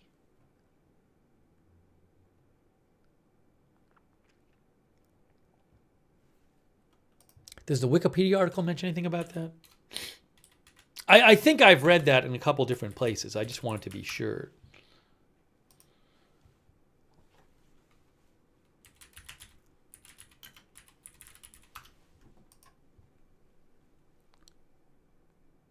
Yeah, I mean, look, the Wikipedia says the Resistance Front, which is believed to be an offshoot of the Pakistan-based UN designated terrorist group, Lashkar-e-Taiba, initially claimed responsibility.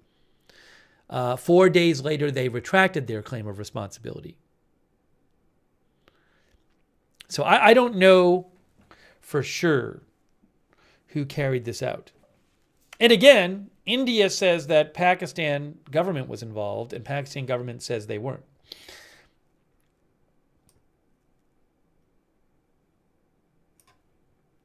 Thank you, HomeAwares, for your support. I really appreciate it. Thank you also, Toxic Pineapple, our member. And hang on. Thanks also to Soupsies,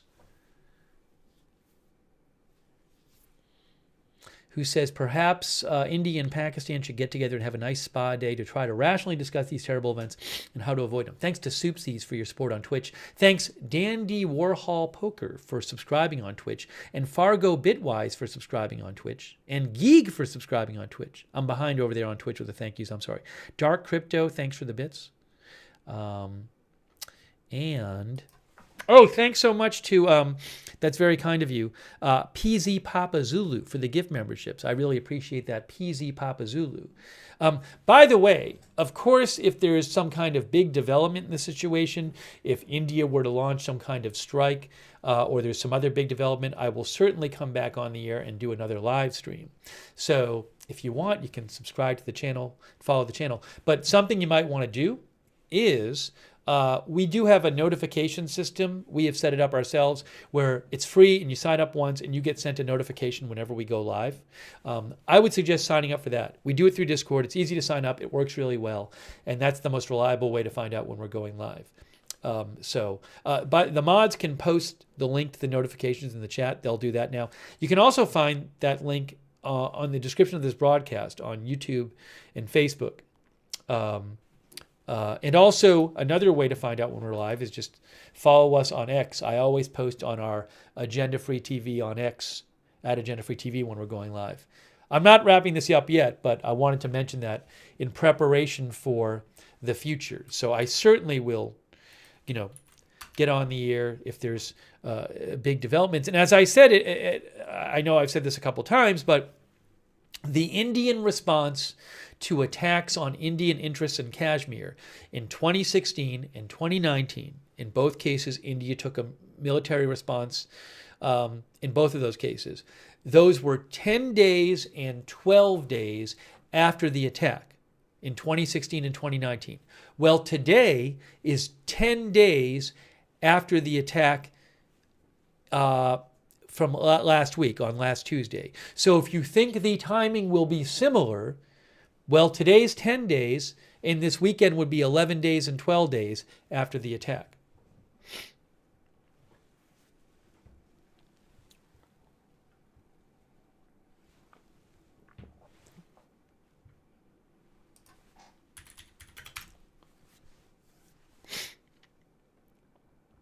Oh, Bali hit by power outage, by the way. Some people mentioned that really quick.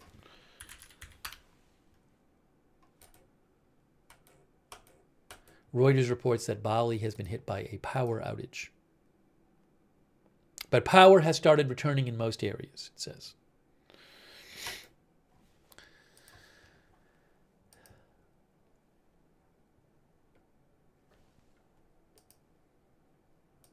Okay, I wanted to maybe, before we wrapped up, do a little more discussion. Oh, so people have talked about weapons and nuclear weapons. So this article talks about that a bit from AP. Pakistan and India hint at imminent military action over Kashmir. A look at the nuclear rivals. So this is from AP, a deadly attack on tourists in the disputed Kashmir region, a region that both Pakistan and India claim this region, but each of them controls a part of it. A deadly attack on mostly Indian tourists in the disputed Kashmir region last week has spiked tensions between India and Pakistan. India accuses Pakistan of backing the massacre, a charge Pakistan denies.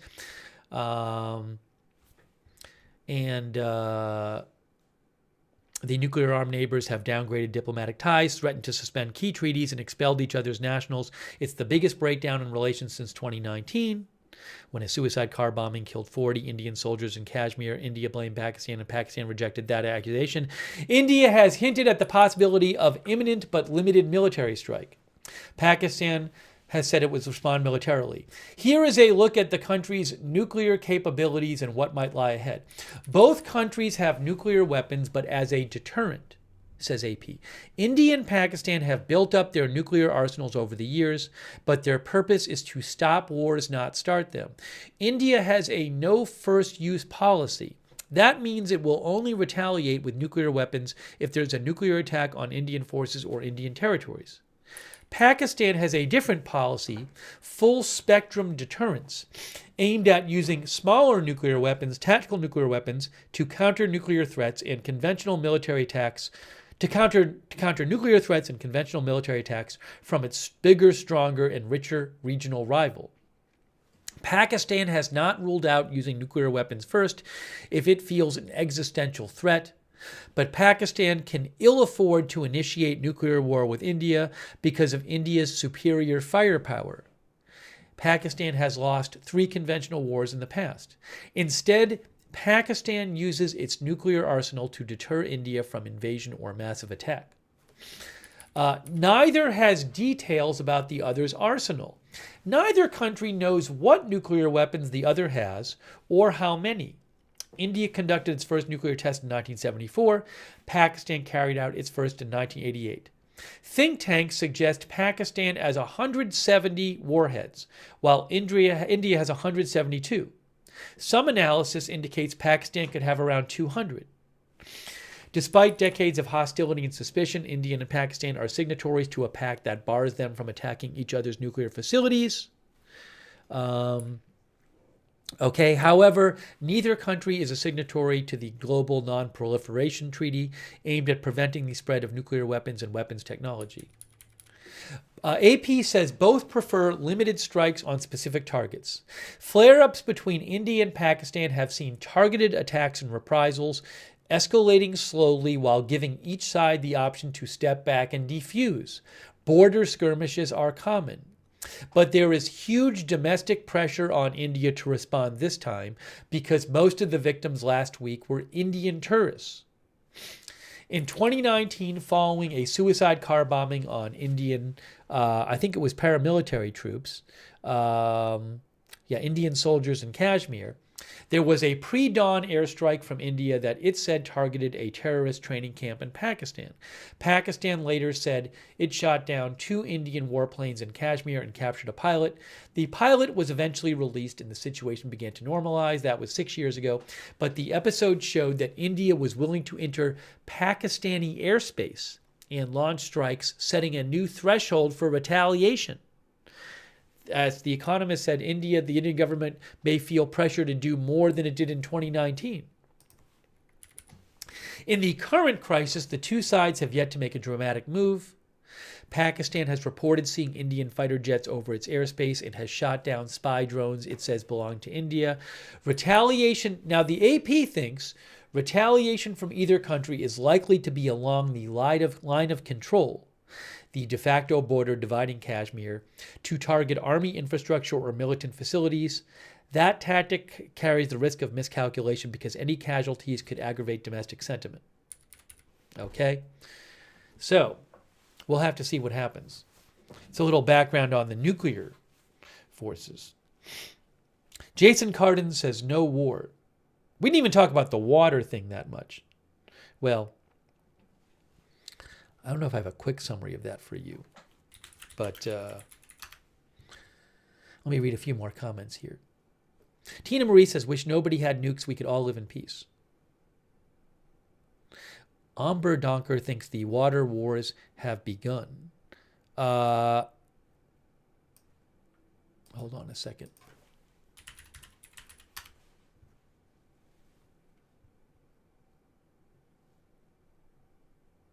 You can see this here. Pakistan preparing to challenge India's suspension of water treaty, minister says. Pakistan is preparing international legal action over India's suspension of a key water sharing treaty, a government minister told Reuters. But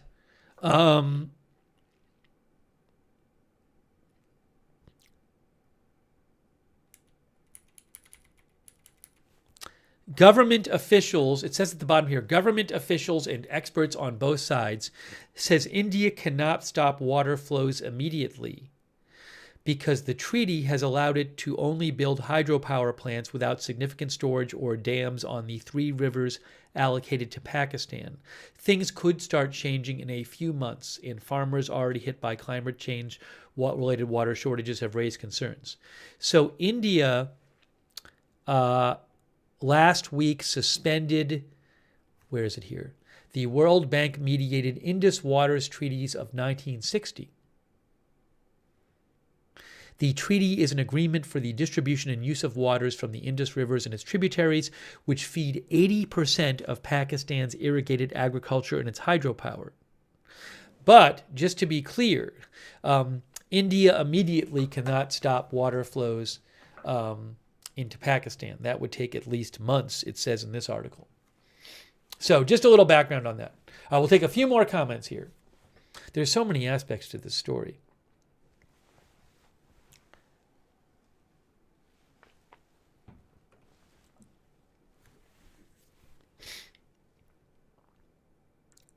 Lord thinks Pakistan has no blank to fight on borders. That's why they use such terrorists to torture Indian government. That's what our viewer Lord said.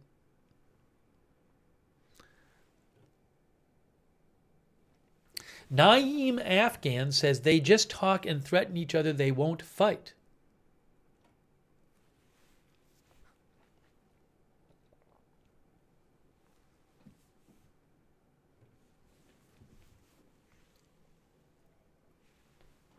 Oh, as JR pointed out, I believe I read this too. JR says the group that took responsibility first then said their account was hacked. Yes, I did read that.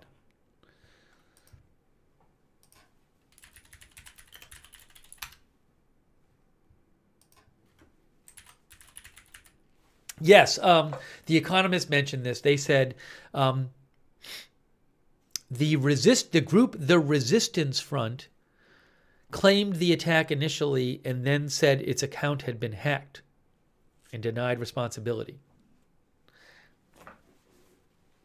India claims that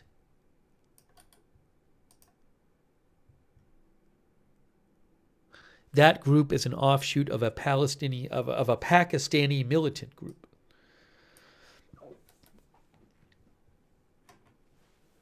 Zardoz says, I do not see a war coming. Sadistic Angel says, this is bickering as usual between these two countries.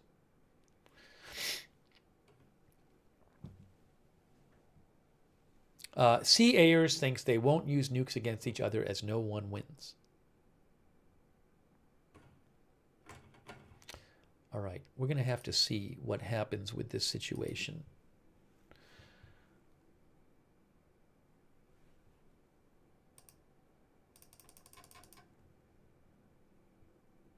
Let me just check one thing here. And as I mentioned, if there are big developments in this situation, I will certainly come back on and do another live stream on it. Something could happen at any moment, really, at this point.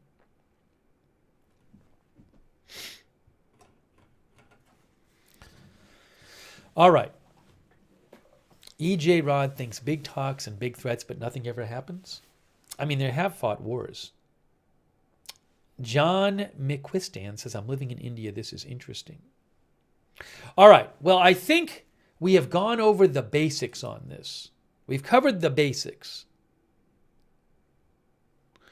Our viewer Tahir Javed says it is one of the most dangerous conflicts in the world due to inflamed emotions on both sides. Thanks, Tahir, for writing in. So I think I'm going to wrap up this stream, but the point was to kind of go over generally what's happening. We'll have to see what happens. Bill Kelly thinks it's going to be a bad one. If you missed it, you can rewind the stream. We covered this. I feel like we really just scratched the surface. It's such a complex issue. But again, I will certainly be keeping an eye on this, and we'll come back on the air if there are big developments. I really appreciate you guys joining me for this live stream on the situation between India and Pakistan and Kashmir. And as I said before, I would recommend turning on notifications. Subscribe to the channel, Agenda Free TV. We cover all kinds of live breaking news without an agenda. You can subscribe and follow the channel and turn on our notifications if you want to make sure you get a notification when we go live. It's our own. We have our own free notification system we do through Discord. The mods will post the link in the chat. You can find it, the link to the description of this video. It's free notifications. And also make sure you have the notifications turned on whatever platform you're following on. And I will post updates on my X account if I see any stuff happening. At Lookner on X is where I post breaking news updates. And I will also post on the Agenda Free TV X account if we're going live. I always post there if we're going live. So for those of you on X, follow us on @AgendaFreeTV. Post some updates about the channel there too. And but I really appreciate you guys watching the stream, and also a lot of you have been sending me comments, commenting in the chat. So thanks for participating in the broadcast and also letting me read your comments and questions on the air. Soulstar thinks this could quickly get crazy between these two countries. I also want to thank so much our moderators who are so awesome. They are the reason that we can have chat rooms. We couldn't have it without our moderators. They're keeping it civil and respectful in the chat.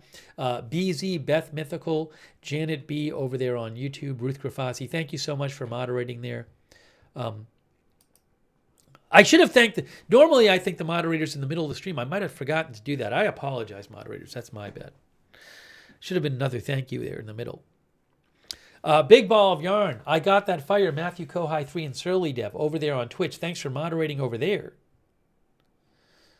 And all of our other Twitch mods. Our Facebook moderators. I think I never even closed the poll on Facebook. Sorry, Facebook.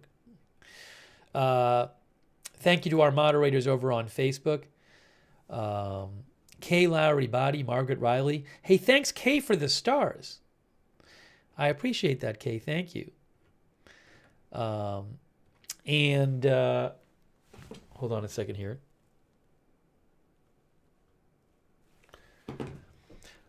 Also, Linda Belk, Misha, Larry, moderate over on X. Thank you.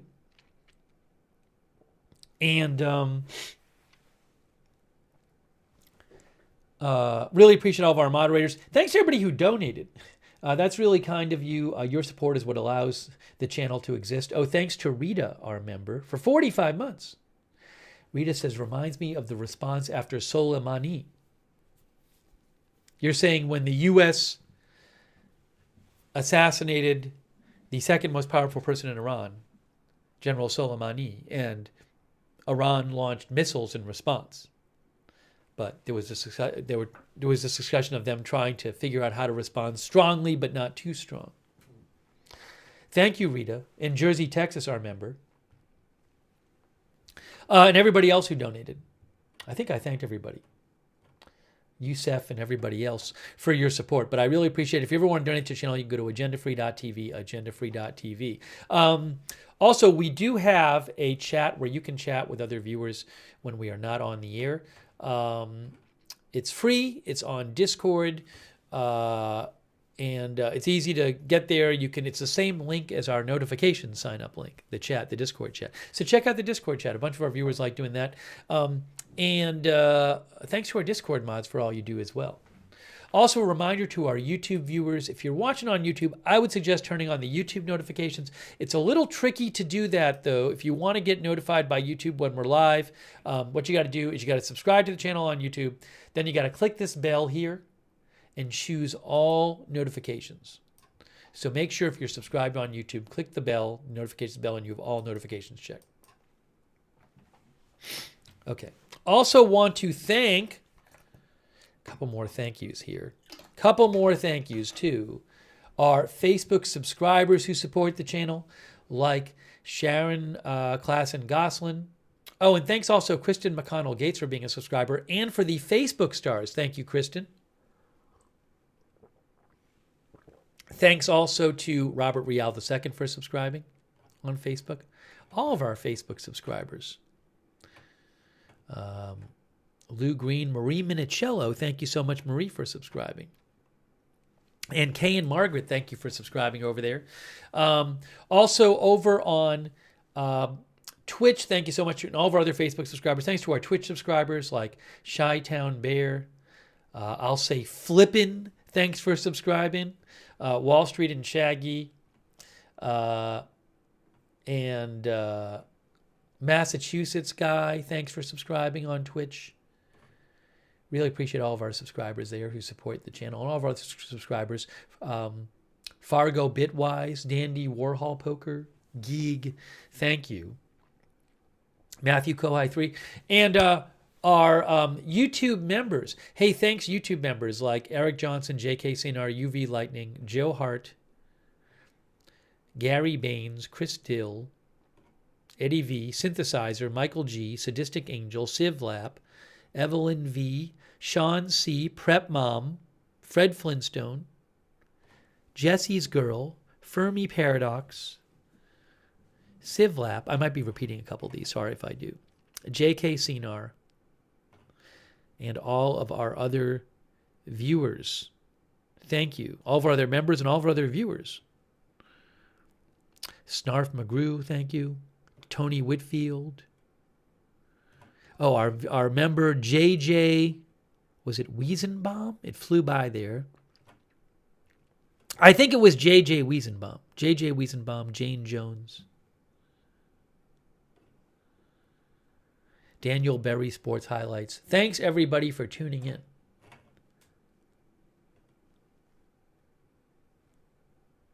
Perny over on Twitch. Audrey Burbank on Facebook.